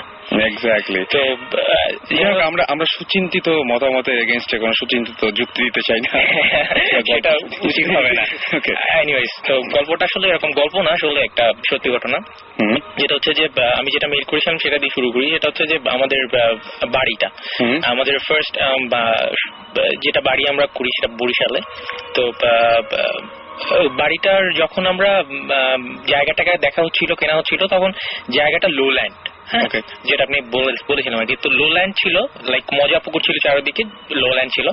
তো যার কারণে আমরা অনেক চিপলি পেয়ে গেছিলাম ল্যান্ডটা। তো আর আমার বাবা মা দুজন খুব religious, but they are not superstitious, খুব বেশি যে ভূত জিনে বিশ্বাস করে এই টাইপের না। বাট একটা রুমর ছিল ওই জায়গাটায় যে জায়গাটা কার্সড। ওকে, লাইক কিরকম যে অনেক আগে, তারও 10-15 বছর আগে, একটা ওই জায়গাটা এত লোল্যান্ড ছিল না, বুশি ছিল, অনেক ফিল্ড ছিল, সবুজ গাছ টাছ ছিল, অনেক জঙ্গল মতো ছিল। তো ওই জঙ্গলের একটা গাছে একটা মেয়ে হচ্ছে সুসাইড করছে, ট্যাঙ্ক বাই দ্য নেক। ওকে, তো তারপরে ওইটা একটু হন্টেড টাইপের হয়ে গেছিল জায়গাটা। ওকে, তো আমি জানি না, এটা সবাই বলতো আর কি, লোকাল পিপলের ফিডব্যাক এটা হচ্ছে। তো আমরা যখন গেলাম জায়গাটাতে, তখন আসলে আমরা এগুলো বিশ্বাসও করি নাই আর জানতাম কেয়ার করি নাই, জাস্ট হ্যাঁ ওটা হয়েছে প্রবলেম নেই। তো আমরা বাড়িটারি করার পরে কোনো প্রবলেম হয় নাই। আর যেহেতু কিছু সুপারস্টিশিয়াস ছিল না, ওই ধরনের জিনিস নিয়ে কেউ চিন্তাও করে নাই যে ধরনের ব্যাপার হইতে পারে বা আসতে পারে এই ধরনের কোনো কিছু। তো ফার্স্ট 2-3 ইয়ার্স 4 ইয়ার্স খুব ভালো, কোনো প্রবলেম নাই। বাট যেটা বলছিলাম যে আমাদের বাসাটা যেটা আমরা যেভাবে করছিলাম, যেটা স্ট্রেট লাইন টাইপের একটা বাসা ছিল, পরপর 3টা রুম, ফ্রন্ট রুম, মাঝের রুম, তারপরে শেষের রুম। লাস্ট রুমের অপোজিট সাইডে হচ্ছে কিচেন, কিচেনের লেফট সাইডে হচ্ছে বাথরুম স্পেস, আর রাইট সাইডে হচ্ছে একটা ফাঁকা জায়গা আর কি। তো ওই জায়গাটাও বাসার একটা জাস্ট লনের মতো ছিল সামনে, কিন্তু ওটা কনস্ট্রাক্টেড না। ওকে, তো এক্স্যাক্টলি যেটা আমাদের পজিশন ওয়াইজ, এবং বিল্ডাররা যখন বাড়িটা করছেন, বিল্ডাররা হচ্ছে লোকাল বিল্ডার ছিলেন, এবং বিল্ডাররা যখন বাড়িটা করছেন তখন তারা বলছিলেন যে ওই জায়গাটা কিছু না করতে, যে কোন জায়গাটা, যেটা ফাঁকা ছিল, জায়গাটা ফাঁকা ছিল, রাইট, কিচেনের পাশে যে জায়গাটা ছিল। তো অ্যাকচুয়ালি আমাদেরও বাজেট একটু টাইট ছিল, যার কারণে আমরা ওদিকে হাতটা দিইনি। কিন্তু যখন ওইখানে একটা রুম তৈরি করার কথা হচ্ছে, বাবা চাচ্ছেন যে ওখানে একটা রুম করবে, ওই যখন প্ল্যাম্বাররা কাজ করছে, খোদাই হচ্ছে, পিলার্স হচ্ছে, ইনসিডেন্ট গুলো তখনই আস্তে আস্তে শুরু হলো। আচ্ছা, তো ইনসিডেন্ট গুলো যেটা শুরু হয়েছে, আমি ইয়েতে বলি আর কি, একদম ক্লিয়ারলি বলি, যেটা হচ্ছে ফার্স্টে যেটা হইতো, লাইক রাত্রবেলা 1টা 1:30 2টা এরকম ফ্রন্ট ডোরে কেউ নক করতেছে, বেল প্রেস করতেছে বা নক করতেছে, করে চলে গেল। তো ফার্স্টে আমরা ভাবছিলাম যে না, এটা কোনো দুষ্ট ছেলেবেলার কাজ এটা, কিন্তু এত রাতে কে নক করবে? তো প্রতিবারই আমরা যখন নক শুনতাম, দরজা খুলে দেখতাম কেউ নাই। ওকে, বাট এটা নিশ্চয়ই ওরকম সুইফটলি হইতো না। তো এক রাতে আমরা চিন্তা করলাম কি যে না, আজকে দেখি কি হয়, বা এটা খুব ফ্রিকোয়েন্ট, প্রথম দিকে খুব ফ্রিকোয়েন্ট হইতো না, পরে খুবই ফ্রিকোয়েন্টলি হওয়া শুরু করছে। তো যখন শুরু করছে মানে ফ্রিকোয়েন্টলি শুরু হয়েছে তখন যে জিনিসটা আসলে মানে একটু আমরা সবাই মানে অ্যানোয়িং হয়ে মানে ছিলাম আগে থেকেই, বাট কি হয়েছে এটা কি হইতেছে এই ধরনের একটা ব্যাপার। তো এনিওয়েজ তো তখন আমরা ডিসাইড করলাম, মানে বেসিক্যালি আমি ছিলাম আর আমার ভাইয়া ছিল, তো ডিসাইড করলাম যে আজকে রাতে দেখবো আমরা কি অবস্থা। ওকে। সো আমরা আমাদের ওই জাস্ট ফ্রন্ট ডোরের পাশে একটা জানলা ছিল, ওটা খুললে ফ্রন্ট ডোরটা দেখা যেত, মানে ফ্রন্ট ডোরের সামনে কি আসছে না আসছে আমরা ওটা থেকে দেখতে পারতাম। ওকে। তো আমরা মোটামুটি জানালাটা চাপায় রাখছি যে যদি কোনো দুষ্ট ছিল হয় আমরা খুলে সাথে সাথে ওকে দেখতে পারবো। তো জানালাটা চাপায় রেখে আমরা বসে আছি কি হয় দেখি। তো বসে থাকতে থাকতে অনেক রাত হয়ে গেছে, তখন 1টা-1:30 অনেক রাত হয়ে গেছে। তো আমরা একটু স্বাভাবিকভাবে তখন ছোট আমি অনেক জীবনী আসছে রাইট। তো হঠাৎ করে শব্দ দরজাতে, তো মানে খুব হেভি প্রেসার দিচ্ছে, কেউ যেন নক করছে, তো বেল রিং হচ্ছে তার সাথে একই সাথে। তা আমরা যখন সাউন্ডটা পেলাম পেয়ে আমরা জাস্ট জিমনি থেকে উঠে গেছি। আপনি একারা নিশ্চয়ই? মানে সেখানে আমার ভাইয়া ছিল এবং দুজনই জিনিসটা উইটনেস, আমরা দুজনই দেখছি। জাস্ট জানালাটা খোলার পরেই দরজার মানে শব্দটা থেমে গেল এবং ওখানে কেউ নাই, মানে একদম নাথিং, নোবডি ওয়াজ দেয়ার। হ্যাঁ, মানে জিনিসটা আমি জানি না, মানে আমার মানে তখন ওই জায়গা থেকে আমরা প্রচন্ড মানে ওইখানে শেষ এই টাইপের একটা ব্যাপার ছিল হয়ে গেছিল আর কি। তখন তো আমি অনেক ছোট, আমি তো কিছু বুঝতাম না, এত এক্সপ্লেনেশন বা এত কিছু আসতো না মাথায়। এটা ছিল একটা ব্যাপার। এবং এর সাথে সাথে যেটা শুরু হয়েছে, ছাদের উপরে প্রচন্ড শব্দ। ওকে। প্রচন্ড শব্দ মিন্স ওই বাসাটার ছাদে এবং ওই জায়গাটাতে? এক্স্যাক্টলি ওই বাসাটাতে এবং ওই জায়গাটাতেই রাইট। আচ্ছা, আমাদের বাসাতে মুভ করে না? মানে স্পেসিফিক কোন জায়গায় নাকি? না, আমাদের ছাদে, বাসার ছাদে। ছাদটা একটাই ছিল, তিনটা রুম। এগুলো শুরু হয়েছে যখন আপনার ওই রুমটা হবে, রাইট এক্স্যাক্টলি। তো তারপরে মানে আওয়াজগুলো পাচ্ছিলাম, মানে লাইক দাপাচ্ছে কেউ ছাদের উপরে উঠে, আবার গান করতেছে, মানে লাইক এরকম গ্লিটারিং আওয়াজে হা হা হি করলে যেটা শব্দ হয় সেম। তো হাসতেছে কেউ, কখনো আবার চিল্লাচিল্লি করতেছে এই টাইপের। তো এরকম না যে খুব, আমাদের সিঁড়িটা ছিল আবার কলাসিয়াল গেটের ভিতর দিয়ে আটকানো, যে কেউ যদি দুষ্ট ছেলে টেলে সিঁড়ি দিয়ে উঠে যে ই করবে তা না। আবার বাসাটা খুব হাইও ছিল না যে কেউ বেয়ে উঠতে পারে, বাসায় যে পাইপ ছিল কেউ বেয়ে উঠতে পারে। তো আমরা ওরকম প্রথমে গা করিনি, কিন্তু রেগুলার হওয়ার পরে জিনিসটা আসলে ওই পর্যায়ে থাকে নাই, চিন্তা হয়। হ্যাঁ সেটাই। তো তাও আমরা এই জিনিসগুলো ইগনোর করা যায়, ইগনোর করে থাকা যায় বা একটা পর্যায় পর্যন্ত টলারেবল। কিন্তু এর পরে যে ব্যাপারটা হয়েছে সেটা সবচেয়ে বেশি ইন্টারেস্টিং। সেটা হইতেছে যে আমরা যখন ওই রুমটাতে যাবো, মানে ওই রুমটা তৈরি করা হয়ে গেছে, কিন্তু রুমটা হচ্ছে কি যখন ফ্লোরটা হয়, ফ্লোরটা কিন্তু ভিজায় রাখতে হয়। নতুন যে বাসা একদম কয়েকটি দিন, হ্যাঁ 3টা বা 4টা দিন ভিজায় রাখতে হয়, মানে সিমেন্টটা যাতে শক্ত হয়। তো ওইটা রুমটা জাস্ট ভিজানো ছিল ফ্লোরটা, আর রুমের ফ্রন্ট ডোরটা ছিল জাস্ট কিচেনের পাশেই তো রুমটা হয়েছে। সো কিচেনের রাইট সাইডের রুমটা ছিল, আর কিচেনের ডোর আর ওই রুমের ডোরটা একদম কাছাকাছি। আচ্ছা আচ্ছা। আর কিচেনের অপোজিটে একটা রুম, যেটা আগেও ছিল কি 3টা রুমের জাস্ট লাস্ট রুমটা, আর এই সাইডে হচ্ছে বাথরুম স্পেস। তো একদিন সন্ধ্যাবেলা, মানে যেদিন আমরা উঠবো করতেছি 2 দিন পরে আর কি, মানে 2 দিন পর আমরা উঠবো, সে 2 দিন আগের ঘটনা। আমরা বসে আছি ওই রুমটা দিয়ে সন্ধ্যাবেলা, জাস্ট 7টা 7:30 বাজে, আমার এখনো মনে আছে জিনিসটা। 7টা 7:30 বাজে, আব্বু ছিল, সবাই ছিল, আমরা গল্প করতেছি ওই জাস্ট ক্লাস রুমটাতে বসে। তো গল্প করতেছি, জোক মারতেছি, আম্মু হচ্ছে কিচেনে। তো আমরা এখান থেকে জোক মারতেছি, আম্মু হাসতেছে, জাস্ট একটু মানে সিম্পল ব্যাপার, এখানে কোনো ভূতের ব্যাপার স্যাপার বা কোনো এরকম না যে গল্প করতেছিলাম বা কোনো ভূত নিয়ে আলোচনা করছিলাম। সবাই আমরা খুব হালকা মেজাজে মানে জোক করতেছি, আবার একটা চা খাচ্ছি এই টাইপের। সাডেনলি মানে আমরা বসে আছি গল্প করতে, হয় না যে জোক মারতে মারতে এক সময় চুপ হয়ে গেছে, কেউ কথা বলতেছে না, এরকম একটা ব্যাপার। জাস্ট ওই মোমেন্টটাতে হঠাৎ করে এক জায়গায় যে সবাই থেমে আছি, আম্মু কাজ করছে, আমরাও থেমে আছি, কেউ হয়তো যার যার মতো করে বিজি। জাস্ট ওই মোমেন্টটাতে ওই দরজা থেকে কিছু একটা, আমি বুঝাইতে পারবো না জিনিসটা কি। আচ্ছা, কাইন্ড অফ একটা মেয়ের গঠন, মানে জাস্ট একটা মেয়ে, but she has no physique. আচ্ছা, ওকে। বিকজ এরকম ব্যাপারটা ছিল যে তার কোনো গায়ে কিছু ছিল না, কালো কামিজ অথবা কালো শাড়ি পেঁচানো এই টাইপের মনে হয়েছে। আম্মু তাকায় ছিল ওইদিকে, আমরাও তাকাইছিলাম এদিকে, জাস্ট দুজনের, আমরা যে তাকাইছিলাম একজন আরেকজনের দিকে।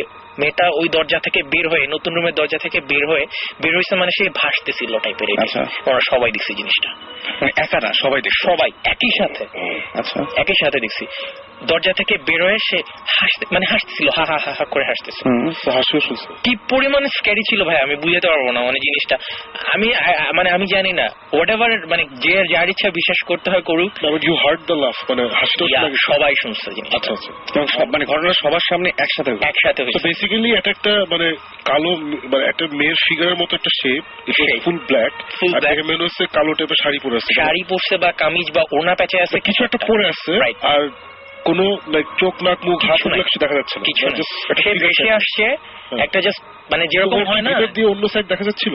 না না না, রুমটা তো আটকানো, মানে লাইক না ট্রান্সপারেন্ট ছিল না। আচ্ছা, ট্রান্সপারেন্ট ছিল না, বাট জিনিসটা কমপ্লিটলি রিজিডও ছিল না, জিনিসটা সলিডও ছিল না। আচ্ছা, ব্যাপারটা ছিল স্মোকি, রাইট, স্মোকি ফগি টাইপের ছিল। কুয়াশার ভিতরে একটা মানুষের প্রতিচ্ছবি যেরকম দেখা যায় এক্স্যাক্ট জিনিসটা সেটাই ছিল, বাট ওখানে কোনো কুয়াশা ছিল না, কিছু ছিল না, ওখানে সব কনস্ট্রাক্টেড দেয়াল দরজা, ওখানে কি হবে। তো সে জাস্ট দরজা থেকে বেরোয় হাসতে হাসতে সবাই লাফটা শুনছে, এবং লাফটা এত স্ক্যারি ছিল আমার এখন সিম্পলি দেখেন আমার রুম দাঁড়ায় গেছে কথা বলতে বলতে, বিকজ এত স্ক্যারি ছিল জিনিসটা। বের হয়ে সে বাথরুম স্পেস যেটা ছিল ওটা ওখানে সে ভ্যানিশড, এবং ওই মোমেন্টটা 5 মিনিট বা 7 মিনিটের জন্য আমরা সবাই ওইখানে মানে স্টাক হয়ে গেছিলাম। ডোন্ট থিঙ্ক যে আমি জিনিসটা মেকআপ করছি, ডোন্ট থিঙ্ক, এটা সিরিয়াস। আমরা তো এগুলো চিন্তাই করি।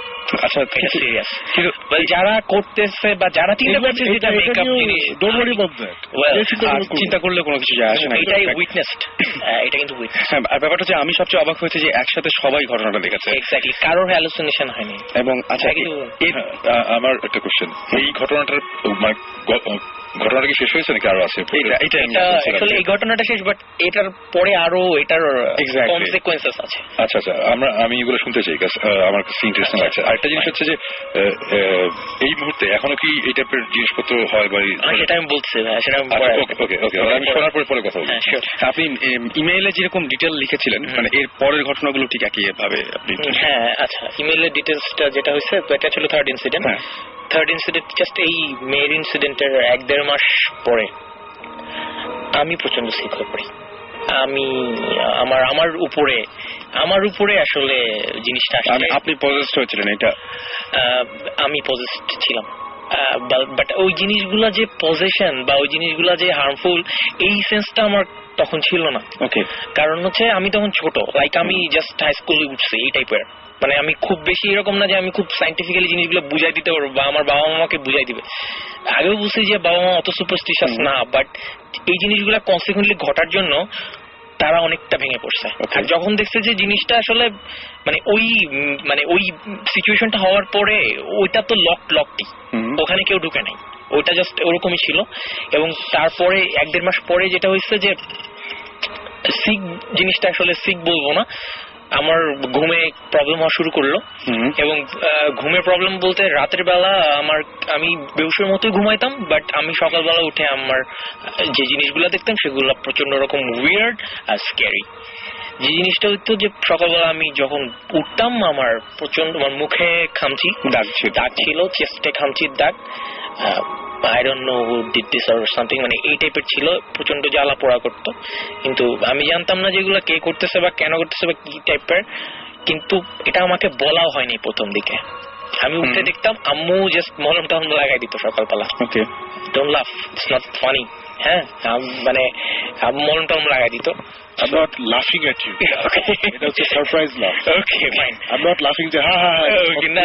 আপনার যে মানে হিউমারটা যে একটু ভালোই সেটা আমি বুঝি। এই লাফ হচ্ছে যে দ্যাটস সারপ্রাইজিং, বাট জিনিসটা একটু ইন্টারেস্টিং। আমি সারি ওয়াজ ভেরি ইন্টারেস্টিং, এজন্য হাসছি। থ্যাঙ্কস। আমি লাইট ডিফেন্সিভ হয় না তো যা বলো। ওকে, আমি লাইটলি বলছি। আচ্ছা, আমি লাইটলি বলছি যেটা হচ্ছে তো প্রথম আমাকে বলা হইতো না যে কি হয়েছে। তারপরে আম্মা বললো একদিন হঠাৎ করে সকালবেলা যে তুমি কি জানো যে তুমি কাল তোমার রাতে তুমি কি করো তুমি জানো? আমি বললাম না, আমি কি হয়েছে তুমি কিছু টের পাও না? আমি কিছু টের পাই না। ওই যে এই যে এগুলো রেগুলার হইতো না, হয়তো 3-4 দিন পর পর বললো যে তোমাকে তো আমি কালকে রাত্রে এরকম দেখছি যে তুমি নিজে কাজটা করতেছো বা তুমি নিজের উপর এটা করতেছো। তখন নাকি আম্মা যখন দেখছে তখন আমার মানে সেপারেট রুম ছিল ঠিক আছে, বাট যখন আর কি এই জিনিসগুলো আমার সাথে হচ্ছিল তখন আম্মা একটু অ্যালার্ট হয়ে গেছে, এবং রাতে যখন এই জিনিসটা মানে যখন হয় আমি তো জানি না কখন হয়, তখন নাকি আমার আম্মু আমাকে বলছে জিনিসটা যে তোমার হাতটা শক্ত হয়েছিল এবং তোমাকে ধরে ঠান্ডা করতে হয়েছে, এবং আমি কিন্তু এগুলো কিছুই টের পাইনি। ঠান্ডা করতেছে এবং দোয়া টোয়া পরে ফুটু দেওয়ার পরে নাকি আমি ঠান্ডা হয়েছে, এই টাইপের একটা ব্যাপার ছিল।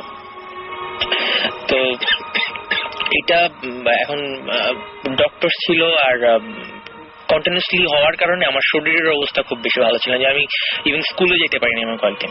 এরকম হয়েছে যে স্কুল মিস করতাম, তারপরে অনেক প্রবলেম হওয়া শুরু করছে।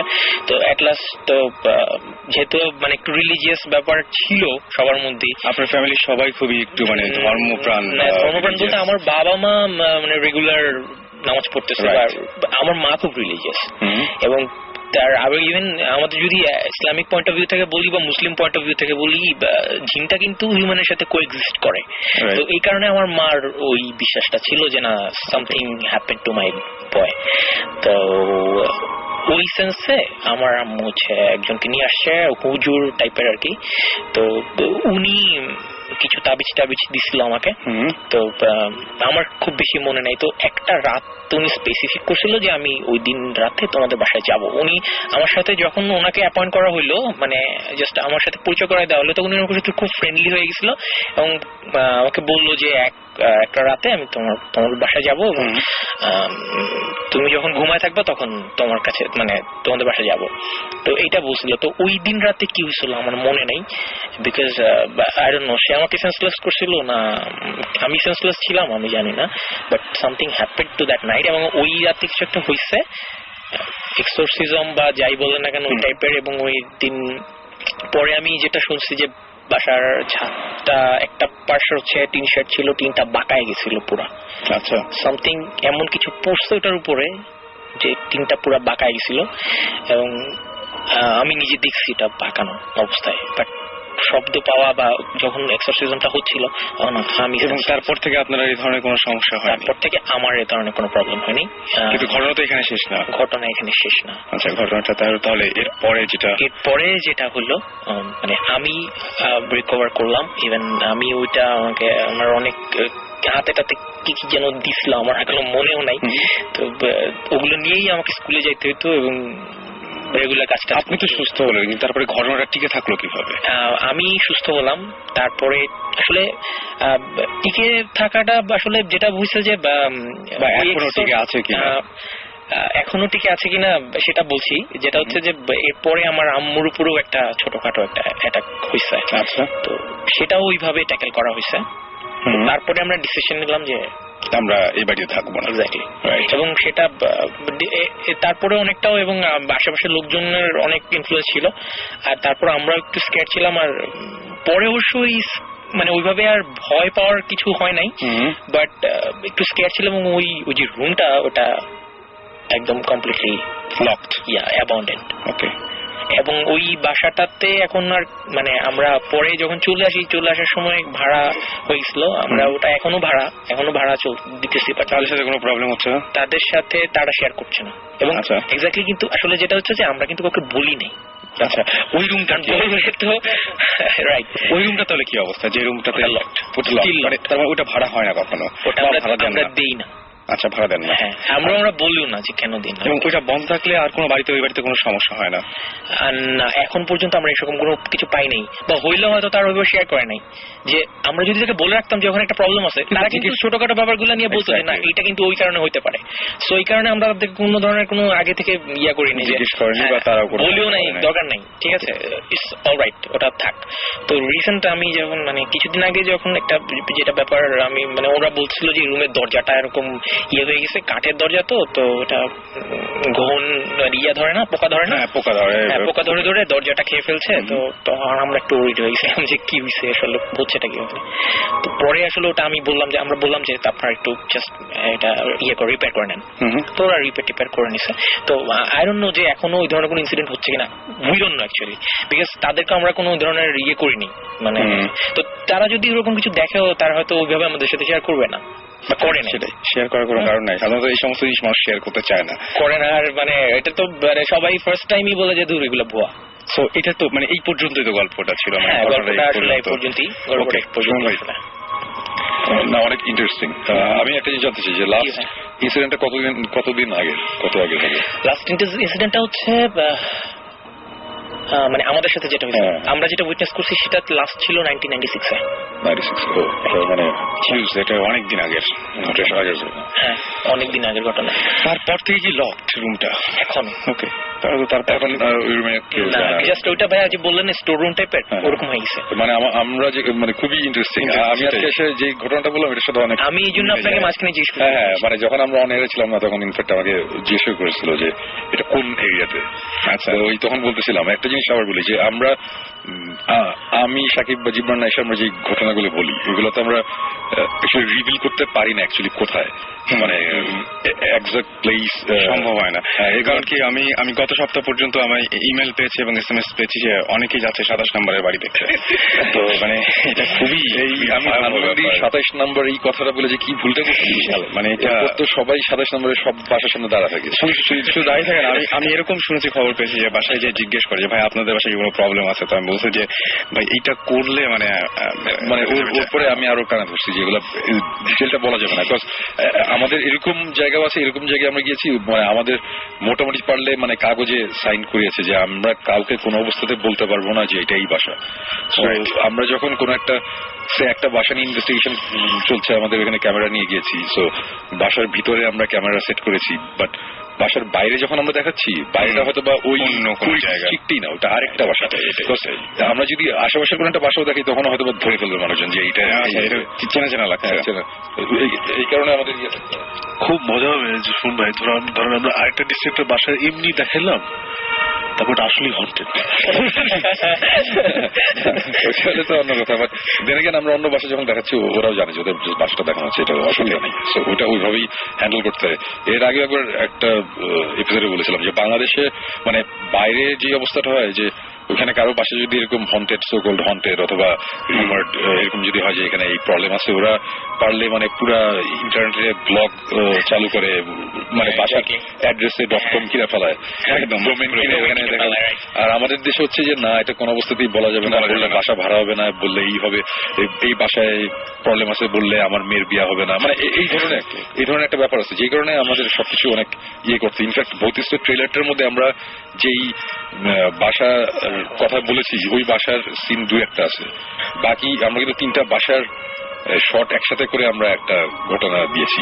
আচ্ছা, মানে অনেকেই মনে করতে পারে যে ওই যে বাসাটা দেখিয়েছি ওই বাসার ভিতরে না, ওই যেটা বাসাটা দেখিয়েছি ওটা ঢাকার একটা বাসা, আর ওই সামওয়্যার ইন খুলনা যেটার ওই ফ্যান পড়ার ঘটনাটা আরেকটা বাসা, মানে এক জায়গা থেকে আমরা একসাথে জোড়া লাগিয়ে দেখিয়েছি, সো দ্যাট মানুষজন বুঝতে না পারে। তার মানে শুধুমাত্র ঘটনাটা ঠিক আছে কিন্তু জায়গাগুলো বা প্লেস গুলো একেবারে পুরোপুরি। মানে কি আমরা সামওয়্যার ইন খুলনা বলছি তো, ওটা খুলনার আশেপাশেই না, ওটা অন্য জায়গায়, ওইটা আমরা ক্লিয়ার করিনি, করলেই প্রবলেম। দেখা গেল যে ওইটাই হয়তো আপনাদের সেই কাঙ্ক্ষিত 27 নম্বরের বাড়ি হতেই পারে।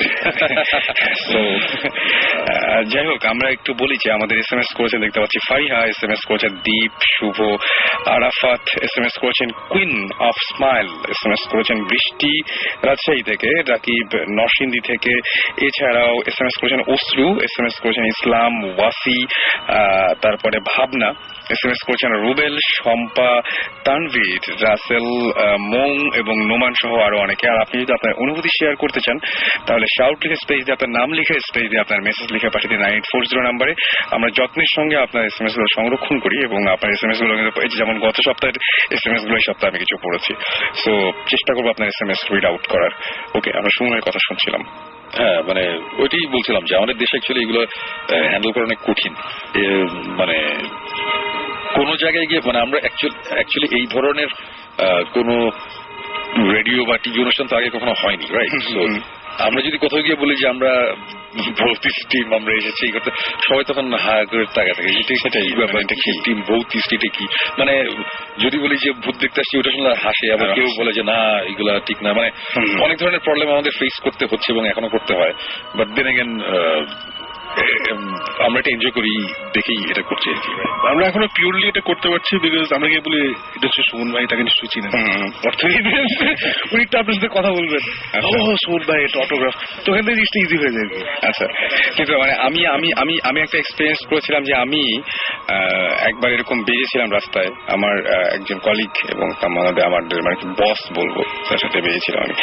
বেরোনোর পরে রাস্তায় বেরোনোর পরে প্রথমে যখন আমরা বললাম যে আমরা আসলে ভূত দেখতে আসছি, বলে কি আপনারা কি করেন? আমি বললাম যে না, মানে আমরা এমনি দেখতে আসছি যে এখানে এরকম ঘটনা আছে, এরকম শুনছিলাম তো এরকম কোনো কিছু ব্যাপার স্যাপার আছে, আপনারা কি করেন?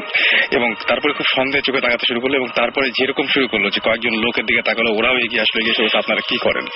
তখন দেখলাম যে এই জায়গাটা আর বেশিক্ষণ থাকা যাবে না, তারপরে চলে এসেছি।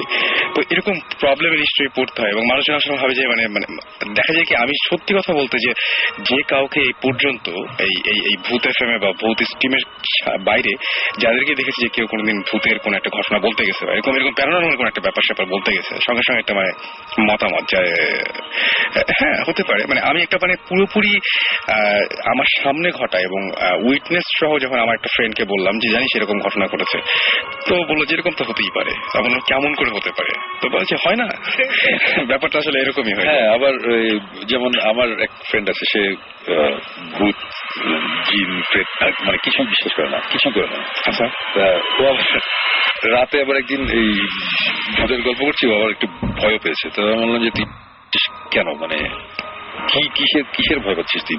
তুই তো ভূত বিশ্বাস করিস না। না কিসের জানি না আবার ভয় লাগছে, ব্যাপারটা হচ্ছে ওইটা এরকম। মানে ভয় জিনিসটা তো আমাদের একটা মানে আমাদের মধ্যেই আছে জিনিসটা। আচ্ছা শুনুন ভাই, হঠাৎ করে মাঝে মাঝে যে সমস্যাটা হয়, এটা কেন হয় যে হঠাৎ করে আমি কিছুটা এক্সপিরিয়েন্স করলাম, মানে ভয়টাকে একদম হঠাৎ করে, এবং অনেকে আমাকে এটা জিজ্ঞেস করে যে জাস্ট ও এগুলো কোনো কিছু বিশ্বাস করে না এবং জীবনে কোনোদিন ওরকম কিছু ভাবেও নি, কিন্তু হঠাৎ করেই একটা জায়গায় এসে আচমকা জিনিসটা মানে ফিল হয় যে কিছু একটা ঘটনা আছে। যেমন আমার একটা ফ্রেন্ড, ও খুবই মানে ও এমনিতে একজন ইঞ্জিনিয়ার, সে জীবনে কখনো এই সমস্ত জিনিস তো বিশ্বাস করে না, মানে ওকে জোর করেও বিশ্বাস করা যাবে না, কিন্তু হঠাৎ করে সেই ছেলেটা একদিন দুপুরবেলায় তার জানালাটা খুললো, মানে রেগুলার সে জানাটা খোলে, কিন্তু সেদিন তার মনে হলো যে কিছু একটা ওখানে আছে, বা হঠাৎ করে খুব একটা ভয় লেগে গেল এবং সঙ্গে সঙ্গে সে পারলো না, জানাটা বন্ধ করে দিল। এই জিনিসটা কেন হয় যে এই যে সার্টেন একটা চেঞ্জ চলে আসে মানুষের মধ্যে? হয় কি, অ্যাকচুয়ালি অনেক সময় আমরা সে কখনো একটা গল্প শুনলাম বা কিছু একটা দেখলাম, একটা হরর মুভি দেখলাম বা যাক খুশি হতে পারে কোন একটা কারণে, হয়তোবা আমি অনেক সাহসী, আমার এগুলো ভয়টা নাই, আমার বিশ্বাস নাই এগুলোতে, বাট ওই মনের ভেতর কোনোভাবে হয়তোবা ওই সাবকনশিয়াসে ভয়টা রয়ে যায়। আচ্ছা, তারপর দেখা যায় যে খুব সিম্পল একটা ছোট একটা কারণে, আমি কয়েকদিন আগে একটা করেছিলাম, গল্প বলেছিলাম, টাওয়ার অফ সাইলেন্স। রাইট, হ্যাঁ, তো ওই টাওয়ার অফ সাইলেন্সের গল্পটা শুনেছিলাম দুপুর বেলায় কোন একটা চাইনিজ রেস্টুরেন্টে, আমার ফ্রেন্ডরা বসে গল্প করছিলাম তখন শোনা। তারপরে তখন আমি থাকতাম ধানমন্ডির বাসায়, আমার বাসার তখন 3 তলায় 2টো রুম ছিল, একটা বেডরুম আর একটা বড় একটা ড্রয়িং রুম টাইপের, আর বাকিটুকু ছাদ। আমি ওই 3 তলায় একাই থেকেছি বছর পর বছর, আমি ওখানে থাকতাম। ওই গল্প শুনে কিন্তু আমার কোনো ভয় লাগে নাই, I was fine, I was totally ওকে। রাত্রেবেলা আমি গিটার বাজাতাম, কখনো খিদা লাগলে আমি তখন 3 তলার ছাদ তো এটা, মানে 3 তলা থেকে আমি 2 তলা নামতাম, 2 তলার কিচেনে ফ্রিজ ছিল, ফ্রিজ থেকে খাবার টাবার নিতাম। তো একদিন রাতে এরকম হঠাৎ করে মনে হলো যে কিছু খাই বলে আমি আমার দরজাটা খুললাম। আমার দরজাটা খোলার পরে সোজা হচ্ছে সিঁড়ি, নিচে সিঁড়িটা নেমে গেছে, তারপর সিঁড়িটা ওই যে ইউটার্নটা নাই। আচ্ছা, ওরকম একটা আমার মনে হলো কি যে আমি ওখানে একটা দেখছি একটা বয়স্ক একটা মহিলা দাঁড়িয়ে আছে, তার চামড়া টামড়া পুরো কুচকানো, অনেক বুড়ি একটা মহিলা, এবং আমার দিকে মুখ করা, মানে তাকানো, বাট তার চোখ নাই, মানে গর্ত আর কি চোখের এখানে, কিন্তু মনে হচ্ছে যে আমার দিকে তাকানো, মানে ফেসটা আমার দিকে।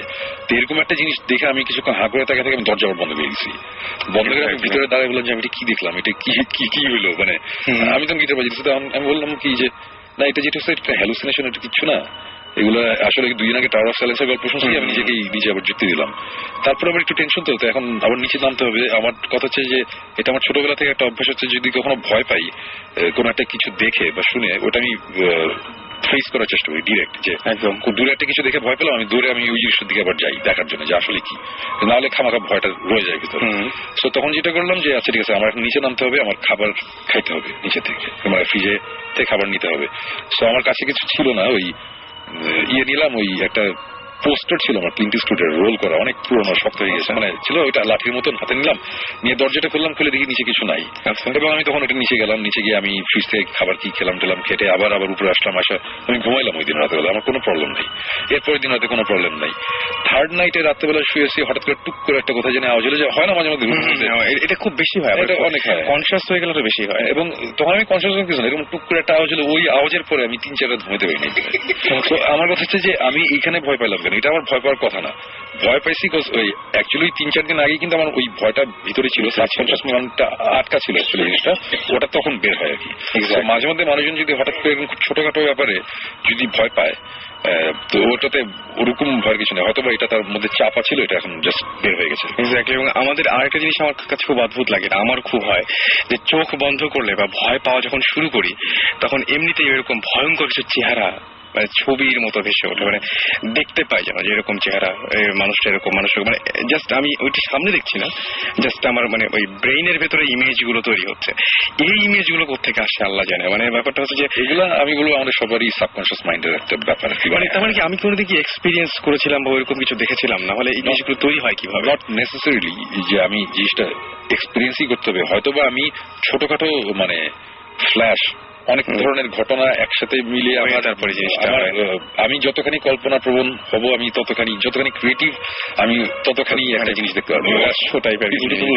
ডেফিনেটলি ভ্যারি করে আমার মনে হয়। কিছু বলো সবাই, এই আপনি যে একটা বইয়ের কথা বলেছিলেন না, যে পজিশন ইন ইসলাম নাকি জানি, সেটা আই থিঙ্ক কিছু লোক জানতে চেয়েছে বইটার নাম। ওটা হচ্ছে ওয়ান থিং। আরেকটা হচ্ছে যে ও, আমি না ওনার নামটা ভুলে গেছি, তার এই গল্প বলার সময় আপনি বেশ করে মাথা নাড়তেছেন, এটা কেন? মনে হয় আপনি কিছু একটা ওখানে লিঙ্ক টিঙ্ক খুঁজে পেয়েছেন মনে হয়, ওটা একটু বলেন।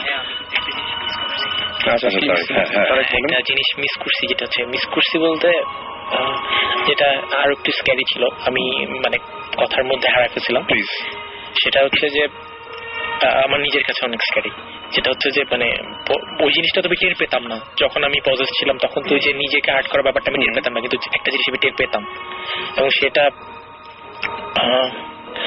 2 বছর বা 3 বছর আগে পর্যন্ত আমার সাথে ছিল। সেটা হচ্ছে যে লাইক আমি ঘুমাচ্ছি,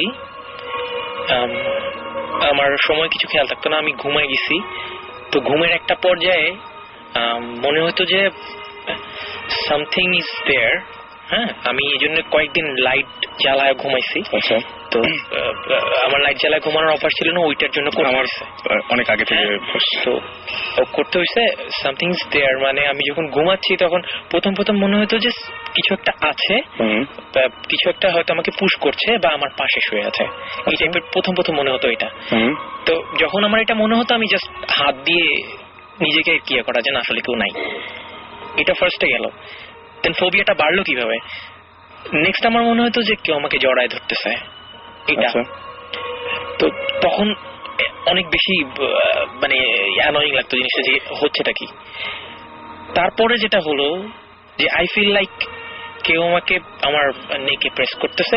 প্রেস বলতে কি, সেটা প্রেস এভাবে না, মানে জাস্ট উপর থেকে না। আচ্ছা, আমার মাথাটা এক হাত থেকে ধরে আর বডিটা এক হাত থেকে ধরে ভেঙে ফেলার চেষ্টা করতেছে। ওকে, লাইক এরকম জিনিসটা যে আমি এভাবে পুতুলের মতো, যে পুতুলের মতো একটা গুড়া কাঠ ভাঙলে যেরকম আমরা ভাঙি, এক্স্যাক্ট সেই জিনিসটা হচ্ছিল। যে সাপোজ একটা স্ট্যাম্প ভাঙলে আমরা যেভাবে ভাঙবো, রাইট, স্ট্যাম্প ভাঙলে বা আমরা পাটকাঠি ভাঙলে বা কঞ্চি ভাঙলে যেভাবে ভাঙবো, সেম জিনিসটা চেষ্টা করতেছে ভাঙার। মানে এটা অনেক স্ক্যারি ভাই, আমি আপনাকে বলে বুঝাইতে পারবো না। এটা দূর হলো কিভাবে? এটা কি দূর হয়েছে নাকি এখনো মাঝে মাঝে হয়? না, এখন আর হয় না। দূর হয়েছে বিকজ আমি আপনি দেশের বাইরে ছিলেন তখন কি এটা হয়েছে? দেশের বাইরে যখন ছিলাম তখন ছিল না, বাট তার আগে ছিল, এবং আসার পরে আর হয় নাই। বাট এটার জন্য আমি জানি না, আমার আম্মু অনেক কিছু করছে। আমার আম্মুকে আমি শেয়ার করছি জিনিসটা, যে আম্মু আমার এটা হচ্ছে, এবং ইভেন যাই কিছু হোক আমি আম্মুর সাথে শেয়ার করি, সুপার ন্যাচারাল, প্যারানরমাল, নর্মাল যাই হোক, যে আম্মু আমার এটা হয়েছে ওইটা হয়েছে। তো আম্মু আবার মাঝে মাঝে দেখা যেত যে এরকম যে জিজ্ঞেস করতো তোর কি এটা আছে, না আম্মু নেই, আচ্ছা তাহলে তুই একটু আয়। তো দেখা যেত কিছু একটা করে টাকা বা কিছু একটা জিনিস আমার গায়েটায় বুলায় টুলায় নিয়ে চলে যাচ্ছে। আমাকে বলতো না যে সে কি করতেছে বা কোথায় কি করতেছে, আমি যে শেয়ার করতাম আম্মু এটা হচ্ছে। তো আম্মু কি করতো এটা আম্মুর ব্যাপার, আমি জানি না। তো এটাও শেয়ার করছিলাম যে আম্মু আমার এটা হচ্ছে। ওকে। তো ওই জিনিসটা মানে ইভেন ওটা তো ফার্স্টে আমার মনে হতো যে কেউ ট্রাই করতেছে, প্রেসার করতেছে। একটা পর্যায়ে আমি শব্দটা পর্যন্ত শুনতে পেয়েছি, যে ঘাটটা নড়লে যে মট করে একটা আওয়াজ হয়। বুঝতে পারছি। মানে I was like I swallowed my tongue. এবং আমি মাঝে মাঝে উঠে যেতাম, উঠে আমার দম বন্ধ হয়ে যেত, এরকম একটা অবস্থা হতো। এবং জিনিসটা অসম্ভব রকম স্ক্যারি ছিল। মানে আই ওয়াজ লাইক, মানে এটা আমি বলে বুঝাইতে পারবো না কি পরিমাণ স্ক্যারি ছিল। এবং মানে মনে হতো যে আমার কান থেকে রক্ত বের হয়ে যাচ্ছে, মানে বুক ধরফরটা তো আসছেই, মানে ওটা প্লাস হচ্ছে আমার হেডেক ছিল, সকালবেলা প্রচন্ড হেডেক হইতো এই জিনিসটা। বুঝতে পারছি। আমি জানি না এটা পিছনে কোনো সুপার ন্যাচারাল বা প্যারানর্মাল কিছু আছে কিনা, বাট আমার এই ফিলিংটা হইতো।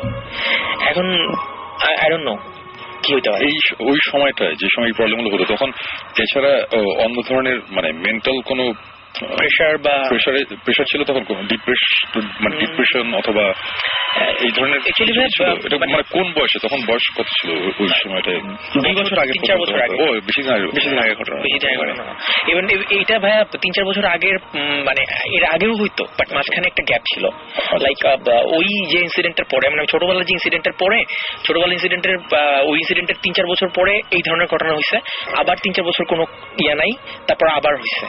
এই টাইপের আর কি, গ্যাপ দিয়ে হয়েছে। সময় আমি একটা ঘটনা শেয়ার করতে চাই। হ্যাঁ, সেটা হচ্ছে যে ওনার ব্যাপারে খুবই ব্যাপার, আমি জানি না, আমি বলতে চাচ্ছিলাম না জিনিসটা। তো উনি যখন বলছেন যে এখনো প্রবলেমটা আছে, আমি বলি উনি আমাদের আরেকজন তো যিনি উইটনেস আমার, তিনি ওই যে বাইরে পোষ আছেন, যিনি আমাদের প্রথম গল্পটা বললেন। তো ওনাকে আমি বললাম যে আচ্ছা আপনি কি বলবেন আজকে, ঘটনাগুলো কি? তো ঘটনাগুলো শোনা শেষ, তারপরে আমি আমার ভিতরে আসছি, বললাম ঠিক আছে ভিতরে আমি সেট আপ করি, স্টুডিওটা ঠিক করে আপনাকে ভিতরে নিয়ে যাচ্ছি, আপনি একটু বসে ওয়েট করেন। এর মাঝখানে আপনি কে যে আমি পাইনি, তাই না? রাইট। এবং উনি যেখানে ছিলেন আরেক জায়গায় ছিলেন, আমি জাস্ট ঢোকার সঙ্গে সঙ্গে উনি বললেন যে মানে তার সঙ্গে যে আরেকজন যিনি আমাদের প্রথম গল্পটা বলেছিলেন, তিনি বললেন যে আচ্ছা উনি একটু বাইরে গেছেন। তো আমি বাইরের দিকে তাকাই, আমি জাস্ট ভাবলাম যে উনি কোথায় গেলেন। জাস্ট একটু এগিয়েছি, এগুলোর পরে আমি একটা গন্ধ পাইছি ওনার গা দিয়ে না, তাহলে এটা এখন পাওয়া যেত। খুব অদ্ভুত ব্যাপার। ইলেকট্রিক তার পুড়ে গেলে যেরকম একটা গন্ধ হয় না, যে তার পুড়ে গেলে বুঝতে পারি। আমি সঙ্গে সঙ্গে ছাদে জাস্ট আমি সিলিং এর দিকে তাকিয়েছি, যেখানে কি এসি কোনো ঝামেলা হয়েছে নাকি। আমি সেন্ট্রাল এসি ওখানে থাকে, ওইখানে তাকিয়ে একটু ওপরের দিকে ইয়ে করছি, না গন্ধটা যে দিক দিয়ে আসছে, গেছি এবং ওনাকে পেয়েছি। আমি জিজ্ঞেস করেন, উনি বাইরে ছিলেন না, উনি যে জায়গায় ছিলেন ওখানে জাস্ট একদম ওইখানে পৌঁছে গেছি, গন্ধটাকে ধরে আমি ওখানে চলে গেছি। এবং আমাকে ওই ছেলেটা বলছে যে ও বাইরে গেছে, আর আমি চলে গেছি একদম পুরোপুরি গন্ধ ধরে যে না এদিকে থাকতে পারে। আমি ওখানে গেছি এবং ওখানে দেখে আমি চমকে উঠছি। আমি সঙ্গে সঙ্গে বললাম যে আমি আসলে বাথরুমে, আপনি বুঝতে পারছেন আমি কিছু করতে যাই নাই। এটা আপনি আমার সাথে কেন শেয়ার করেন আগে সেটা বলেন। মানে আমি গেটিং স্কেয়ার্ড না, এবং আমি না মানে জাস্ট আমি কোনো কিছু না, আমি জাস্ট একদমই কোনো কিছু মনে করে বাথরুমে ঢুকি নাই। জাস্ট মানে উনিও বুঝতে পারছেন বেশ অসুস্থ নিয়ে আমরা দুজন বেরিয়ে চলে আসলাম। আবার এটা হচ্ছে আজকে একটু আগে। ইন্টারেস্টিং। ওকে, এখানে আরেকজন বলছে যে ভয় লাগতেছে, একদম ভয়ের কিছু নাই, আসলে ভয়ের কিছু নাই। মানে আমি জানি না স্মেলের আচ্ছা না আমি জানি না যে স্মেলের সাথে আসলে কিছু নাই, বাট জিনিসটা এই মোমেন্টে আমার কাছে একটু স্ক্যারি মনে হচ্ছে। আই ডোন্ট নো, বাসা গেলে হয়তো ঠিক হয়ে যাবে। বাসা গেলে অবশ্যই ঠিক হয়ে যাবে। কি বলছে ভাই? নট রিয়েলি, অবশ্যই ঠিক হয়ে যাবে, সেটাই। I don't know. ঘটনা খুবই ইন্টারেস্টিং লাগলো। এটা যদি রিসেন্ট আশেপাশে কোনো ঘটনা হতো তাহলে ডেফিনেটলি আমি চেতাম ওই বাসাটায় যাই গিয়ে দেখি রাতের বেলা। আমার যেটা মনে হয় যে মানে 2 বছর আগে পর্যন্ত ওনার সাথে প্রবলেম হয়েছে, 2 বছর আগে পর্যন্ত যদি প্রবলেমটা বাসার সাথে হতো, বা কিন্তু একটা কাজ করা যেতে পারে যে ওই জায়গায় গেলে হয়তো আপনারা ওই বাসাটা ভিজিট করে একটা জিনিস, ওই যেটা ভাইয়াকে শেয়ার করছিলাম আপনাদের সাথে শেয়ার করা হয় না, সাথে শেয়ার করা হয় না, যেটা হচ্ছে যে পজিশন বা এই ব্যাপারগুলা, যে ব্যাপারগুলা এগুলা তো আমি আপনাকে বলছিলাম যেটা, যে এটা আসলে আমার মা প্লাস আমার যে আন্টি তার সাথেও হয়েছে কিছু।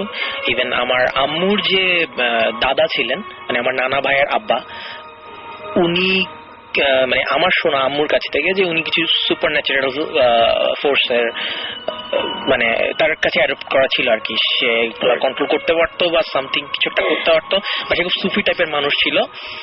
জিন পোষা টোষা ওগুলো আমি বিশ্বাস করি না, বা সেগুলো সে করতো না, বাট তার সাথে কিছু সুপারন্যাচারাল ব্যাপার হয়েছে এবং সে জিনিসগুলো উইটনেস করছে, এবং সে ওখানে গিয়ে বা তাদের ইভেন যখন মানুষ দেখে তখন কিন্তু মানুষ পুরো নাম হয়ে যায় যে আমি কি দেখতেছি, আমার হাত পা অবশ্যই হয়ে গেছে, বাট সেই টাইপের কিছু হয় নাই। সে কিন্তু সাহস করে সেখানে যাইতো, মানে যাই দেখতো সে সাহস করে যাইতো যে ওখানে কি হচ্ছে আমি যাই, এবং যায় সেই জিনিসগুলোকে সে হ্যান্ডেল করতো। এবং তার প্রচুর ঘটনা আছে এরকম যে আম্মুর মুখ থেকে শোনা, মানে প্রচুর হাজার হাজার ঘটনা, তো বলে শেষ করা যাবে না। তো যেটা একটা ছোট্ট একটা ইন্টারেস্টিং ঘটনা আছে যেটা আমার এখন মনে পড়লো হঠাৎ করে, যে আম্মু আমাকে বলছিল একদিন আর কি, যে মানে ওই যে আম্মুর যিনি দাদা, তো উনি ওই যে রাতের বেলা ভোর রাতের দিকে বের হতেন মানে আজানের আগে। তো আমাদের ওনার নিজের প্রচুর ছিল, মানে প্রপার্টি ছিল গ্রামে, এখনো আছে। তো ওনার বিয়ে বলে না, হচ্ছে যে ঘের, হ্যাঁ ঘের টের ছিল, মাছের চাষটা হতো, এটাও এই টাইপের। তো ঘেরের সাথে হচ্ছে আবার ছোট একটা নদী, ওটা কেটে আবার লাগাই দেওয়া হয়েছিল যাতে পানিটা ঘোলা না হয় বা নষ্ট না হয়, মাছের জাল দিয়ে যাতে মাছগুলো আবার বেড়ে না যায়। তো উনি আবার ওই ঘেরটার দেখাশোনা করতো, নিজেই করতো, যাইতো।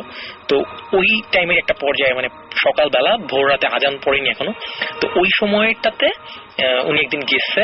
তো যাওয়ার পরে উনি একা ছিলেন, ওনার সাথে আরেকজন ছিল। তো ঘটনাটা এরকম হয়েছে যে জাস্ট ওই যে লোকটা ওনার সাথে ছিল, উনি ওই লোকটাকে বলছে কি তুমি নৌকাটা নিয়ে একটু ঘুরে দেখো চারদিকে যে জালটাল ঠিক মতো আছে কিনা, সবকিছু মানে মাছগুলো ঠিক মতো আছে কিনা, বা খাবার টাবার দেওয়া হয়েছে কিনা এই টাইপের। তো ওই লোকটা নৌকা নিয়ে বের হয়ে গেছে, ঘেরের ভিতর থেকে ঘুরে আসবে। ঠিক এই সময়টাতে মানে উনি দাঁড়ায় ছিল, যে আমার যে দাদা উনি দাঁড়ায় ছিল পাড়ে, আর ওই লোকটা ছিল হচ্ছে নৌকাতে ওই পাশে। তো উনি যেটা দেখলেন, আমার আম্মু যেটা বলছে যে উনি দেখছেন যে মানে ফানি বাট স্ক্যারি, যেটা হচ্ছে যে সামথিং ইজ ইউরিনেটিং। আচ্ছা, ঘেরটা লাইক 1 বর্গ মাইলের মতো হবে চওড়া। তো যে জিনিসটা ইউরিনেটিং মানে হিসু করতেছিল, মানে যেটা স্ট্রেট বলার যে হিসু করতেছিল, সেটার একটা পা ছিল ঘেরের একদিকে আর একটা পা ছিল আর একদিকে, এবং পুরো বডিটা সিলভার লাইটের মতো চকচক করতেছিল, এরকম একটা ব্যাপার, খুবই স্ক্যারি। এবং সে দুই পাশে দুইটা পা দিয়ে সে মানে ইট ওয়াজ ইউরিনেটিং অন দ্য ম্যান যে বোটে ছিল, এবং সেই লোকটাও ওইখানে সেন্সলেস, মানে এরকম একটা ব্যাপার। এবং তখন মানে যে আমার যে আম্মুর যা দাদু, উনি সামহাউ ডিড সামথিং, জানি না কিছু একটা করছে, যার কারণে সেই জিনিসটা বেশিক্ষণ স্টে করেনি ওখানে। মানে এই ধরনের ছোটখাটো ব্যাপার আমাদের সাথেই, মানে আমাদের রাইট আমাদের জেনারেশনের সাথে অনেক কিছু হয়েছে। আমি আমার আব্বুর দিকটা জানি না, আম্মুর দিকটা জানি, যে এই টাইপের রিলিজিয়াস ব্যাপারে আমি জানি না, তারা হয়তো খুব রিলিজিয়াস বলে জিনিসগুলো হচ্ছে, বাকি না এটা অ্যাকচুয়ালি মানে আমি বৌদ্ধিস্ট বেসিক্যালি সুমন ভাই আর জিবরা আমার কিছু বিশ্বাস করে, আমি হচ্ছি ভেরি স্কেপটিক্যাল। রাইট, এতদিন সুমন ভাই আমেরিকা ছিল দেখে আমি খুব অভিনয় করেছি যে আমি আসলে বিশ্বাস করি, আসলে আমি খুব স্কেপটিক্যাল। সুমন ভাইয়ের সাথে আমার প্রায় ঝগড়া হয় শুনে। সো আই থিংক বুঝতে পারছি ভাই, আপনি অনেক স্ট্রেট, মানে অনেক কড়া কথা বলেন না, যেটা আমরা যেমন বৌদ্ধিস্টের চেষ্টা করেছি যে খুব পুরনো স্টোরি আমরা ঘাটাচ্ছি না, মোটামুটি সে 70s 60s এর পরে। এটা একটা কারণ হচ্ছে কি, তখন তো লাইফস্টাইল ডিফারেন্ট ছিল। আপনি যে কথাগুলো বলছেন, এই কথাগুলো আমি গ্যারান্টি দিচ্ছি আপনাকে, যে কোনো ফ্যামিলি দাদার আগের জেনারেশনে এরকম অ্যাটলিস্ট 20টা স্টোরি থাকে। আমি নিজে এখন আপনাকে 6টা বলতে পারবো। সেটাই আমি কিন্তু ইনভেস্টিগেশন বা কিছুর জন্য না, আমি জাস্ট বলছি এইসব স্টোরি আসলে ওইটাই, মানে এগুলা শুনতে মজা লাগে ওই পর্যায়ে, পপস অন দ্য হেড আর কিছু। এইটাই আর কি, শুনতে মজা, but urinating on somebody's boat, right, এটা শুনে আসলে স্কেয়ার্ড হওয়ার কিছুই নেই, কিছু না। বাট জিনিসটা যিনি দেখছেন উনি তো নাই, রাইট, উনি তো নাই। আমরা যারা শুনবো আমাদের কাছে আসলে জিনিসটা, আমি যেমন আপনাকে বলছি যে ফার্স্টে যেটা বলছি যে ভাই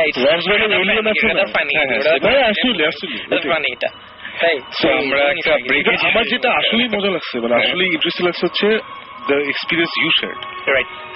মানে এটা তুলনা হয়। I think মনে হয় যে বইটার নাম কি জানি, এক্সোরসিস্ট ট্র্যাডিশন ইন ইসলাম, এটা বিলাল ফিলিপসের বই। সো এক্সোরসিস্ট ট্র্যাডিশন ইসলাম, ওই বইটা সময় পড়ছে, আমি একটু পড়ছি। সো ওখানে যেসব ইয়েটি আছে ওটার সাথে কিছু মিলেছে। আপনার স্টোরিটা। আচ্ছা। সো আর আমি কয়েকদিন আগে আমার এক কাজিনের একটা ঘটনা ঘটেছিল which is very similar to your story. Right তাই নাকি? হ্যাঁ, সে যে লাস্ট শোতেই আপনি শেয়ার লাস্ট ওদের শেয়ার করেছিলাম which is very similar. মানে আমার একটা কাজিন ছিল, তখন আমি ক্লাস 5 এ পড়ি মনে হয়, আর সে ক্লাস 6 এ পড়ে। she suddenly fell sick আচ্ছা and ওকে 3 মাস আমরা দেখি নাই। মানে আমি একতলায় থাকতাম, সে আমি জয়েন্ট ফ্যামিলি, সে দোতলায়, আমার বড় চাচা 3 তলায় থাকতো। 3 মাস ধরে ওকে আমরা অন্যান্য বাচ্চাদের we were not allowed to see her. আচ্ছা So প্রথমে আমরা শুনছি টাইফয়েড হচ্ছে, তারপরে হঠাৎ করে একদিন আমরা দেখি যে ওর চুল নেই, আচ্ছা। হাত পা জখম করা, মানে যে হোয়াট এভার ইউ সেড। টাইফয়েডের ভাই কিন্তু এটা একটা সাইড এফেক্ট, চুল বা ব্লাইন্ডনেস, এটা সেটাই বলছি, প্রথমে শুনছি টাইফয়েড হচ্ছে, চুল টুল নাই, হ্যান ত্যান এসে। তো প্রথমে অনেক ডাক্তার হচ্ছে, দেন গ্র্যাজুয়ালি দ্যাট টার্ন ইনটু হুজুর আসা। আচ্ছা বুঝছো? এটা ভাই আপনি মনে হয় লাস্ট উইকে বলছিলেন আমার মনে হয়। ওটাই বলছি, সেটাই বলছি, সিমিলার দুটো গল্প। এটার জন্য ইজ ভেরি, মানে I found it very interesting. মানে এইটা ভাই এই জিনিসগুলো না আসলে সত্যি কথা বলতে কি যে যেকোনো এই যে আমি একটু আগে যেটা বলছিলাম যে ইয়াকে রাসেল ভাইকে, যে ভাই আপনি একটা ইনসিডেন্ট ঘটলে কিন্তু এটা অনেক ধরনের এক্সপ্লেনেশন আপনি দিতে পারবেন। রাইট, এই জন্য আমরা তারা প্যারানর্মাল এক্সপ্লেনেশন দিবে, যারা সায়েন্টিফিক্যালি চিন্তা করে তারা সায়েন্টিফিক এক্সপ্লেনেশন। এই জন্য আমরা হচ্ছে আর এক্সপ্লেনেশনে যাব না, আমরা একটা আমি এক্সপ্লেন করতে শুনছি। আমার কাছে মজা লেগেছে যে জিনিসটা মানে আমার লাইফে ঘটেছে, আরেকটা শুনলাম, ওটা আমার কাছে ইন্টারেস্টিং লাগছে। এবং মানে ওনার সাথে তোমারটাও যেটা শুনলাম যে তোমার আব্বা আম্মা এক্সট্রা রিলিজিয়াস না, নর্মাল। আমার চাচাটা হচ্ছে নর্মাল রিলিজিয়াস। আচ্ছা। সো প্রথমে there was a processor of doctors, then there was a processor of হুজুর। তারপর 3 মাস পরে একটা মানুষ যখন আসলে মানে এক্স্যাক্টলি ঠিক আছে দেয়ালে, তখন কিন্তু কিছু করা থাকে না। এবং গতদিন আমি যেটা শুনছিলাম সত্যি মানে, আর আপনি যেটা বললেন আপনার সবচাইতে বড় ব্যাপার যে লাস্টে যে ঘটনাটা শুনলাম আপনার, সেটা ভয়াবহ, সেটা রীতিমতো ভয়াবহ। এনিওয়েজ, আমরা আবারও একটা ব্রেকে যাচ্ছি, আর ইন দ্য মিন টাইম আপনারা আমাকে SMS করতে পারেন। SMS করার নিয়মটি হচ্ছে শাউট লিখে স্পেস দিয়ে আপনার নাম লিখে স্পেস দিয়ে আপনার মেসেজ লিখে পাঠিয়ে দিবেন 9840 নাম্বারে। যারা ইমেল করতে চান তারা যেটা করবেন সেটা হচ্ছে bhootfm@radiofurti.fm এ ইমেল পাঠিয়ে দিতে পারেন, এবং ইমেলের সাথে অবশ্যই আপনাদের ফোন নাম্বার পাঠাতে ভুলবেন না। ইমেইলে আসলে বিশেষ করে আপনাদের যে ঘটনাগুলো রয়েছে সেই ঘটনাগুলো বড় আকারে শেয়ার করার জন্য, যাতে আমরা পরবর্তীতে আপনাদেরকে ইনভাইট করতে পারি এখানে। এবং আপনাদের ঠিকানা উল্লেখ করবেন যে আপনারা কোন জায়গা থেকে লিখছেন, কোন জায়গা থেকে আমাদের ইমেল পাঠাচ্ছেন। আর আমরা এই মুহূর্তে যেটা করবো, ক্রিপ্টিক ফাইটের তেপান্তর একটা গান শুনে আসবো। সাকিব ভাই তো অনেক কড়া কথা বলবে শুরু। অনেকেই SMS পাঠাচ্ছেন বা আমাদেরকে জিজ্ঞেস করছেন যে, অনেকে SMS পাঠাচ্ছেন জিজ্ঞেস করছেন আমরা কোন চ্যানেলে যাচ্ছি। সো চ্যানেল লিস্ট আমরা ব্রেক থেকে এসেছি। ওকে, সো ভৌত ইস্ট কোন চ্যানেলে যাবে এটা আমরা জানতে পারবো after the break. Yep, okay, that was Jibran ভাই। আমরা চলে যাচ্ছি, এবং ইন দ্য মিন টাইম আপনারা অবশ্যই SMS করতে ভুলবেন না। ক্রিপ্টিক ফাইটের তেপান্তর গানটা শুনে আসবো। Radio Fuji 88. Welcome.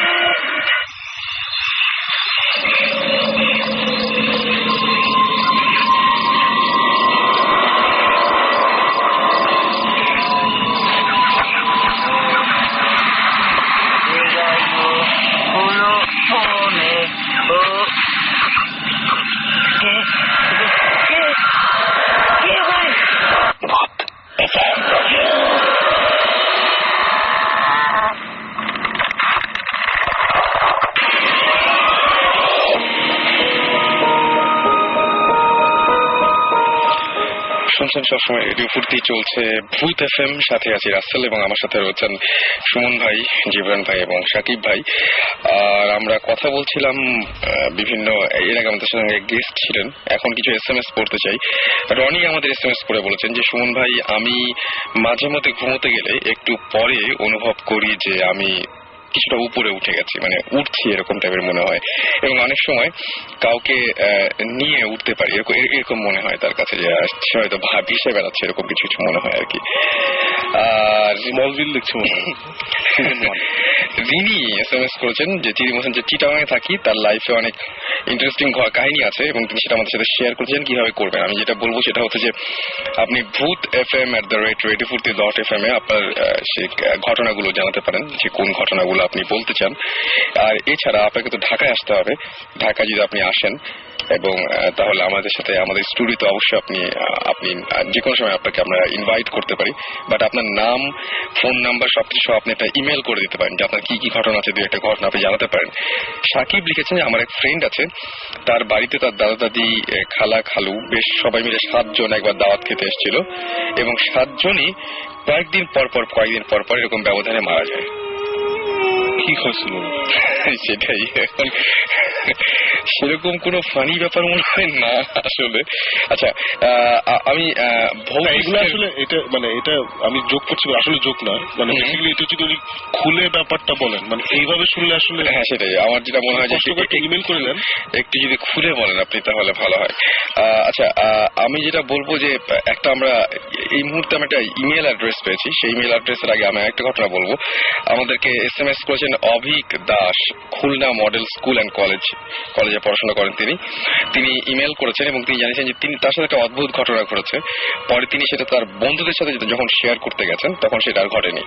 সেটা হচ্ছে তিনি রেগুলার তিনি ডেট উল্লেখ করেছেন, একটা হচ্ছে 8-10-2010, একটা 15-10-2010, এরকম দিনগুলোতে তিনি ভূত FM শুনেছেন এবং ভূত FM শুনেছেন রাত 3টা পর্যন্ত। প্রতিদিন 3টার সময় ভূত FM শেষ হয়ে গেছে, কিন্তু এবং লাস্টে যেদিন হয় সেদিন সে 3টার একটু আগে একটা ফ্রেন্ডকে বলছে কি ব্যাপার, ঘুমাইছিস নাকি তুই, ভূত FM শুনছিস না? বলছে ভূত FM তো শেষ হয়ে গেছে। তো আমি তো শুনতেছি এখনো। হ্যাঁ, এটা শুনে ফানি কিছু মাথায় আসছে না, আসলে ইন্টারেস্টিং লাগে। সেটাই আমার কাছে ট্রু, এটা আসলে ইন্টারেস্টিং। এবং আমি কল করেছিলাম, কল করে বলছে ভাই, তারপরে আমি আমার ফ্রেন্ডকে নিয়ে একদিন বললাম যে সে একটা মেসে থাকে, সে বলল যে আয় আমরা একসঙ্গে শুনি, এবং সেদিন আবার ঠিক সময় শেষ হয়ে গেছে। আমি বললাম যে আপনি ঘড়ি চেক করেছিলেন? হ্যাঁ ঘড়ি চেক করছি, কারণ এটা তো ভুল হতে পারে না, যখন আমি শুনছি তখন তো আমি আমার ফ্রেন্ডকে সে তো তার ফ্রেন্ডকে ফোন দিয়েছিল, ফোন দেওয়ার পরে সে বলছে ভূত FM তো শেষ হয়ে গেছে, তুই কি বলছিস সেটা। ঘটনাটা এরকম। যাই হোক, আমি একটা ইমেল অ্যাড্রেস দিতে চাই সবাইকে। আপনার একটু হয়তো যন্ত্রণা বাড়বে, কিন্তু দিয়ে দিই ইমেল অ্যাড্রেসটা, কি বলেন? হ্যাঁ, কোনো অসুবিধা নেই। সেটাই, আমার কাছে একটা ইমেল অ্যাড্রেস আছে, শুনলেই বুঝতে পারবেন সবাই, info@bhautist.com, এটা হচ্ছে ইমেল অ্যাড্রেস। ওকে, তো এখানে আপনার ইচ্ছা করলে আমরা ইমেলটা খুলেছি, সেটাই ইয়াহুতে। আপনাদেরকে অনেক ধন্যবাদ। ইয়াহু তো দেখতে পাচ্ছি না, ইয়াহু না, Bhautist.com। অনেক ধন্যবাদ আপনাদেরকে এত সুন্দর একটা ইমেল অ্যাড্রেস দেওয়ার জন্য, এবং এইখানে আপনারা ইচ্ছা করলে আপনাদের এই সমস্ত যে প্যারানর্মাল সমস্ত ঘটনা যা কিছু আছে সেটা আপনারা ইচ্ছা করলে ইমেল করতে পারেন, ইমেল করে জানিয়ে দিতে পারেন সরাসরি Bhautist টিমকে। আর এছাড়া এখন যেটা অনেকেই আমি দেখলাম যে লাস্টে একদম যেহেতু রাত হয়ে যাচ্ছে, বলছেন যে সুমন ভাই একটা মানে জাস্ট হয় না যে বেড টাইম স্টোরির মতো একটা কিছু, বেড টাইম স্টোরি রাইট, একটা কিছু শুনে দিয়ে। হ্যাঁ, টাইম অ্যাকচুয়ালি আমাদের হাতে খুব কম, রাইট। সো এখন আচ্ছা বলি, জি একটা গল্প, আমার মনে হয় একটু টাইম লাগলেও সমস্যা নাই, একটু আমরা টাইম আসতে শুনবো, রাত তো আমাদের, এই রাত আমার আপনার। আজকে একটা কমেডি শুরু হয়ে যাচ্ছে। আচ্ছা এনিওয়েজ, আমি একটা ছোট একটা ঘটনা বলি আগে, সেটা হঠাৎ মনে আসলো। সেটা হচ্ছে যে আমার এক ফ্রেন্ড, আমার সিনিয়র ফ্রেন্ড, আমার চেয়ে 3-4 বছরের বড় হবে অ্যাটলিস্ট, উনি এখন নিউ ইয়র্কে থাকে, খুব ভালো গিটারিস্ট ছিল ইনফ্যাক্ট। ওকে, তো ওনার একটা ঘটনা, সেটা হচ্ছে যে ঢাকায় থাকার সময় ওনার বাবা মারা যায়। সো বাবা যেদিন মারা যায় ওই দিন উনি বাসা দিচ্ছিল। আচ্ছা, তো স্বাভাবিকভাবে খুব আপসেট ছিল বাবা মারা যাওয়ার পর। রাতে যখন ঘুমাতে গিয়েছে, মানে এটার 2-1 দিন পরের ঘটনা, রাতে ঘুমাতে গিয়েছে, তখন ঘুমাতে গিয়ে তার মানে খুব অস্বস্তি লাগছিল, মানে আর স্বাভাবিকভাবে ঠিক মতো ঘুমাতে পারছে না, খুব আপসেট। সেটাই বাবার কথা মনে হচ্ছে, এটা অবস্থা। তো ঘুমাতে পারেনি, তার খুব অস্বস্তি লাগছিল, তো সে আর ওটা কারোর সাথে শেয়ার করে নাই। তার মনে হচ্ছিল কি যে বাবা তার রুমই আছে, এরকম একটা ফিলিং হচ্ছিল আর কি। আচ্ছা, এই ঘটনাটা আমি শুনেছি লাস্ট 2 মাস আগে, আমার সাথে দেখা হয়েছিল, তখন বললো, খুব সিরিয়াসলি বললো আর কি উনি। এবং এরকম একটা অবস্থা, তা এর পরের দিন রাতে ঘুমাতে যাওয়ার সময় সেম কাহিনী, আবার খুব অস্বস্তি লাগছিল, এরকম ব্যাপার। তারপর হয়েছে কি, ওই দিক দিয়ে তার বোন এসেছে, বোনের হাজবেন্ড এসেছে, যে বাবা মারা যাওয়ার পর আর কি, ওদের বাসায়, ওরা ঢাকায় থাকতো না আর কি। তা আসার পর ওরা রাতে থাকবে, যেখানেই থাকবে, তখন আমার ফ্রেন্ডটা বললো যে তার বোনকে বলতেছে যে তোমরা একটা কাজ করো, আমার রুমে ঘুমাও, আমার একা ঘুমাইতে অসুবিধা হচ্ছে, ঘুমাতে পারছি না, আর ভয় লাগছে, তোমরা ঘুমাও, আমার কেমন অসুবিধা হচ্ছে আর কি। তো ওই রুমটার মধ্যে আবার খাট যেটা ছিল ওটা একটা ছোট একটা খাট, মানে ওখানে তাই যেটা বললাম মাটিতে ফ্লোরিং করলো আর কি। তো মাটিতে বড় বিছানা করা হলো, ওখানে তার বোন এবং বোনের হাজবেন্ড শুলো এবং বিছানায় সে শুয়ে আছে এবং রাত্রে বেলা এরকম শুয়ে আছে, মানে ডান পাশ ফিরে শুয়ে আছে আর কি। তো হঠাৎ করে তার মনে হলো যে তার গায়ের উপরে কিছু একটা প্রেশার করছে এরকম লাগছে আর কি। তার খুব সে বলছে কি ব্যাপার, আমি আজকে তো রুমে মানুষজন আছে, আমার এখন এরকম লাগতেছে কেন, মানে সো একটু পরে বুঝলো যে প্রেশারটা বাড়ছে এবং তখন সে রিয়েলাইজ করলো যে তার গায়ের উপর একটা হাত টাইপের কিছু, মানে এবং যখন বুঝলো যে তাকে কেউ জড়িয়ে ধরে শুয়ে আছে আর কি, তার গায়ের উপর হাত রাখা, এবং সে সাথে সাথে কোনো মতে জাস্ট ঘাটটা ঘুরে বাইরে তাকিয়ে দেখে যে তার বাবা তাকে ধরে শুয়ে আছে আর কি। এবং এই কথাটা যখন আমার ফ্রেন্ড আমাকে বলেছে তার চোখে পানি চলে এসেছিল, মানে he was not joking or kidding, মানে সে বলছে যে আমি দেখছি যে আমার বাবা আমাকে জড়ায় ধরে শুয়ে আছে। মানে সে তখন প্রচন্ড ভয় পায় আর কি, ভয় পেয়ে সে চিৎকার করে, চিৎকারে আবার ইয়ার উঠে যায় ঘুম থেকে। তার চারপাশে যাওয়া ছিল, হ্যাঁ, তার দুলাভাই এবং তার বোন দুজনে ঘুম ভেঙে যায়। তখন বলে কি হয়েছে বলে আমি আব্বাকে দেখছি আমাকে আর বিছানায়, মানে এবং তাকে যখন ধরেছিল সে তখন মানে চিৎকারও করতে পারছিল না, হঠাৎ করে মানে খুব জোরে চিৎকার করে, তখন ওরা উঠে যায়, হাতটাও সরে যায় এবং তখন কেউ নাই, তখন বলে যে না তুমি আসলে আপসেট এই কারণে তুমি এটা করছো। তারপরেও তার ঘুমাতে, মানে তারপরে আমাকে বলেছে তার অনেকদিন লেগেছে যে আবার নর্মাল হতে আর কি, মানে ঘুমাতে গিয়ে। এটা একটা ছোট একটা ঘটনা, মানে আমরা অনেক সময় এই ধরনের জিনিসপত্র শুনি, বাট এরকম আমার খুব ক্লোজ একজন মানুষ এবং তার কাছ থেকে শুনে খুবই ইন্টারেস্টিং লেগেছিল, এটা শেয়ার করলাম। এনিওয়েজ আমি লাস্ট একটা ঘটনা বলে শেষ করছি আজকে ভূতের। তার আগে আমি একটা জিনিস বলি, সেটা হচ্ছে যে আমাদের ভৌতিক টিভি শোটা জানুয়ারিতে দেশ টিভিতে অন এয়ার হবে। টিভিতে জানুয়ারি থেকে শুরু হচ্ছে, মোটামুটি টিভিতে প্রমোশন ডিসেম্বর থেকে আসবে। আমরা এই মুহূর্তে মানে আমাদের ব্যাপারটা হয়েছে যে আমরা মোটামুটি রেডি করেছিলাম যে এই কয়েকটা এপিসোড, বাট এখন ইদানিং আরো অনেক নতুন নতুন ইন্টারেস্টিং জায়গা আমরা পাচ্ছি, সেখানে আমরা যাচ্ছি। সো এপিসোডের আরো বাড়বে। সো আপাতত আমাদের প্ল্যান হচ্ছে আমাদের ফার্স্ট সিজনে আমাদের 13টা এপিসোড থাকবে। আচ্ছা, এবং আমাদের ভৌতিকের ফার্স্ট যেই এপিসোডটা অন এয়ার হবে সেটা কিন্তু অ্যাকচুয়ালি নর্মালি একটা TV show, reality TV show যেভাবে রেকর্ড করে, যেভাবে ভিডিও করে, ওইভাবে করা না। আমাদের প্রথম এপিসোডটা হচ্ছে ভৌতিক, আমাদের এই টিমটা কিভাবে হলো, এটা হচ্ছে আমার একটা মিউজিক ভিডিওর শুট করতে আমরা ঢাকার বাইরে গিয়েছিলাম একটা বাংলোতে। ওই বাংলোতে নিয়ে অনেক সমস্যা আছে আর কি, ওখানে অ্যাকচুয়ালি অনেক ধরনের প্রবলেম হতো আর কি, এখনো স্টিল হয়। তো ওইখানে আমরা রাতে ছিলাম, থাকার সময় কিছু ঘটনা ঘটেছিল। তখন যেহেতু ফরচুনেটলি আমাদের কাছে ক্যামেরা ছিল, আমরা তখন ক্যামেরা অন করে কিছু রেকর্ড করি। আচ্ছা, ওখানকার ইনসিডেন্টগুলো রেকর্ড করার পর তারপরে সেই জিনিসগুলো আমরা আবার পরে এমনি মানে জাস্ট হাসতে খেলতেই মানে আমরা একটা এডিট করি, করার পরে দেখার পর মনে হয় যে এটা একটা ইন্টারেস্টিং দাঁড়িয়েছে আর কি, মানে বাইরে ওয়েস্ট আন্ডারস্ট্যান্ডিং একটা জিনিস হচ্ছে। তখন অ্যাকচুয়ালি আমরা ডিসিশন নিই যে আমরা সিরিয়াসলি এটা নিয়ে করি। শুরু হয়েছিল ফার্স্ট এপিসোডে যারা দেখবে তারা দেখবে একটা মানে বেশ অ্যামেচারিশ একটা ভিডিও, একটা এপিসোড, বাট ভালো করে এডিট করা ডেফিনেটলি। বাট সেকেন্ড গুলো থেকে আমাদের নর্মাল স্ট্রাকচারে আমরা ফেরত যাবো। সো হোপফুলি অনেকেই জানতে চাচ্ছিল, আমি দেখছিলাম যে অনেকেই জানতে চাচ্ছিল যে কবে ভৌতিক যাবে, কোন চ্যানেল আসবে। খুবই একটা ভালো নিউজ এবং অনেকে জিজ্ঞেস করছিল এটা। জানুয়ারিতে অন এয়ার এবং দেশ টিভিতে আসছে। Okay fine. আমার কাছে মনে হয় যেটা এটা মানে কি বলবো, শেষ করার আগে, শেষ গল্প বলার আগে এটা দারুণ একটা নিউজ ছিল। ওকে, আর এখন তাহলে আমরা লাস্ট ঘটনাটা একদম, এই ঘটনাটা অ্যাকচুয়ালি আমার খালি মানে আমার ফ্রেন্ড সার্কেলের মধ্যে ঘটা, আমিও এটাতে ইনভলভ, এবং এটা হয়েছে বেশ আগে 1993 এর সময়কার ঘটনা। আমরা তখন কলেজে, এবং আমি আমার যে ফ্রেন্ড সার্কেল এদের নিয়ে এই ঘটনাগুলো হয়েছে, আমি কারোরই নাম বলতে পারবো না, একটু সিরিয়াস টাইপের। ওকে, আমরা শুনছিলাম আমাদের ফ্রেন্ডের মধ্যে, আমরা একদিন আড্ডা দিচ্ছিলাম আমরা সবাই মিলে, তখন আমাদের একজন বলল যে আমাদের আরেক সিনিয়র ফ্রেন্ড, যে তাদের সার্কেল, তাদের ফ্রেন্ডরা নীলক্ষেত থেকে একটা বই কিনেছিল, একটা ডেভিল ওয়ার্শিপের উপর একটা বই। আচ্ছা, মানে ডেভিল ওয়ার্শিপ নিয়ে, ব্ল্যাক ম্যাজিক, এগুলো নিয়ে একটা বই পেয়েছে, অনেক পুরানো একটা বই। ওই বইটা তারা কিনেছিল।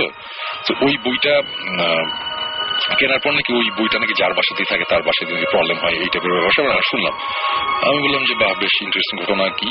তারপরে ঘাটাঘাটি করার পর তারপরে যেটা আসলে সেটা হচ্ছে যে বইটা যারা কিনেছিল তাদের একজন আমার খুবই ক্লোজ ফ্রেন্ড, সে আমাকে নিজে বলেছে যে বইটা আমরা যখন পাইছি বইয়ের ভিতরে আমরা ইনফ্যাক্ট অরিজিনাল পেপার কাটিংও পাইছি, বাইরের কোন একটা নিউজ পেপারের কাটিং, যেখানে যে ওই অ্যালিস্টার ক্রাউলি, অনেকে ক্রাউলি বলে, মিস্টার ক্রাউলি, অজি অসবর্নের একটা গান আছে, এই ব্ল্যাক ম্যাজিক করতো, টেবিল ওয়ার্শিপ, ওই কাল্ট একটা অকাল্ট দিয়েছিল, ওর সম্বন্ধে কিছু পেপার কাটিং মানে অরিজিনাল, মানে বইটা অ্যাকচুয়ালি যার কাছে ছিল সে অ্যাকচুয়ালি এইসব জিনিসপত্র নিয়ে আসলেই ঘাটাঘাটি করতো আর কি। সো তার মানে ব্যাপারটা একটু সিরিয়াস আর কি, মানে বইটা। সো এই বইটা নেওয়ার পর বইটা যার বাসায় যায়, মানে যার বাসায় থাকতো ওর বাসাতেই একটা সিরিয়াস কোন একটা প্রবলেম হতো। প্রবলেম মানে হয়তো বা দেখা গেল যে একজনের এক ফ্রেন্ডের বাবার একটা দোকান ছিল, দোকানে আগুন লেগে গিয়েছিল। তারপরে আরেক ফ্রেন্ড পরীক্ষার সময় প্রচন্ড ভাবে অসুস্থ হয়ে গেছিল, ওইভাবে পরীক্ষা দিতে পারে। এই টাইপের জিনিসপত্র নাকি হচ্ছে বা স্টিল গোয়িং অন, এই টাইপের ব্যাপার স্যাপার। তারপরে সবাই মিলে আমরা ডিসিশন নিলাম যে এই বইটা অ্যাকচুয়ালি কারো কাছে রাখা যাবে, এটা ফেলে দিতে, পুরাই দিতে হবে। মানে তখন তো আমাদের অ্যাকচুয়ালি বয়সও কম, আমরা একটু ছিলাম এসব ব্যাপারে। কিন্তু আমাদের একটা ফ্রেন্ড সে এই বইটা নিয়ে, বইটার মধ্যে কিছু জিনিসপত্র লেখা ছিল, কিভাবে ডেভিল ওয়ার্শিপটা করতে হবে, কিভাবে নামাতে হবে, এই টাইপের জিনিসপত্র ছিল। সেই জিনিসটা প্র্যাকটিস করে তার বাসায়। এবং ঘটনাটা যেটা হয় যে বইয়ের মধ্যে একটা জিনিস লেখা ছিল যে ডেভিল আসবে উত্তর দিক থেকে। হ্যাঁ, উত্তর দিক থেকে ডেভিল আসবে, এরকম একটা জিনিসপত্র লেখা ছিল। আলটিমেটলি যেটা হয়েছিল যে সে তো আর কিছু করতে পারে না এই বইটা নিয়ে, বাট তার উত্তর দিকে যে রুমটা ছিল বাসার, ওই রুমে তার ছোট বোন থাকতো। এবং ছোট বোনটা মেন্টালি ডিসেবলড, মানে বেশ পাগল হয়ে যায়, তাকে পরে এক্সিকিউশনে দিতে হয়। তো এটার পরে বইটা কোথায় কি, বইটা আমরা পাই না। এটার প্রায় বছর দেড়েক পরের ঘটনা। হঠাৎ করে একজনের, আমাদের সার্কেলের মধ্যে একজন বইটা পাইছে, যেভাবে ওর কাছে আসছে, কিভাবে আসছে আমি জানি না, আমার মনেও নাই। সে বললো বইটা আমি পাইছি, বইটা পাইছি। আমি তখন গিয়ে বললাম যে দেখেন এই বই আপনি কিন্তু এই বইয়ের কিন্তু কাহিনী আছে, মনে শুনছি।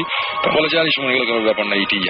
এবং ওই সময় ওই বইটা যখন তার বাসায় ছিল, আমরা নিজের জানি যে ওদের বাসায় সিরিয়াস একটা ফ্যামিলি একটা প্রবলেম হয়েছিল, মানে বেশ সিরিয়াস পর্যায়ে চলে গিয়েছিল প্রবলেমটা।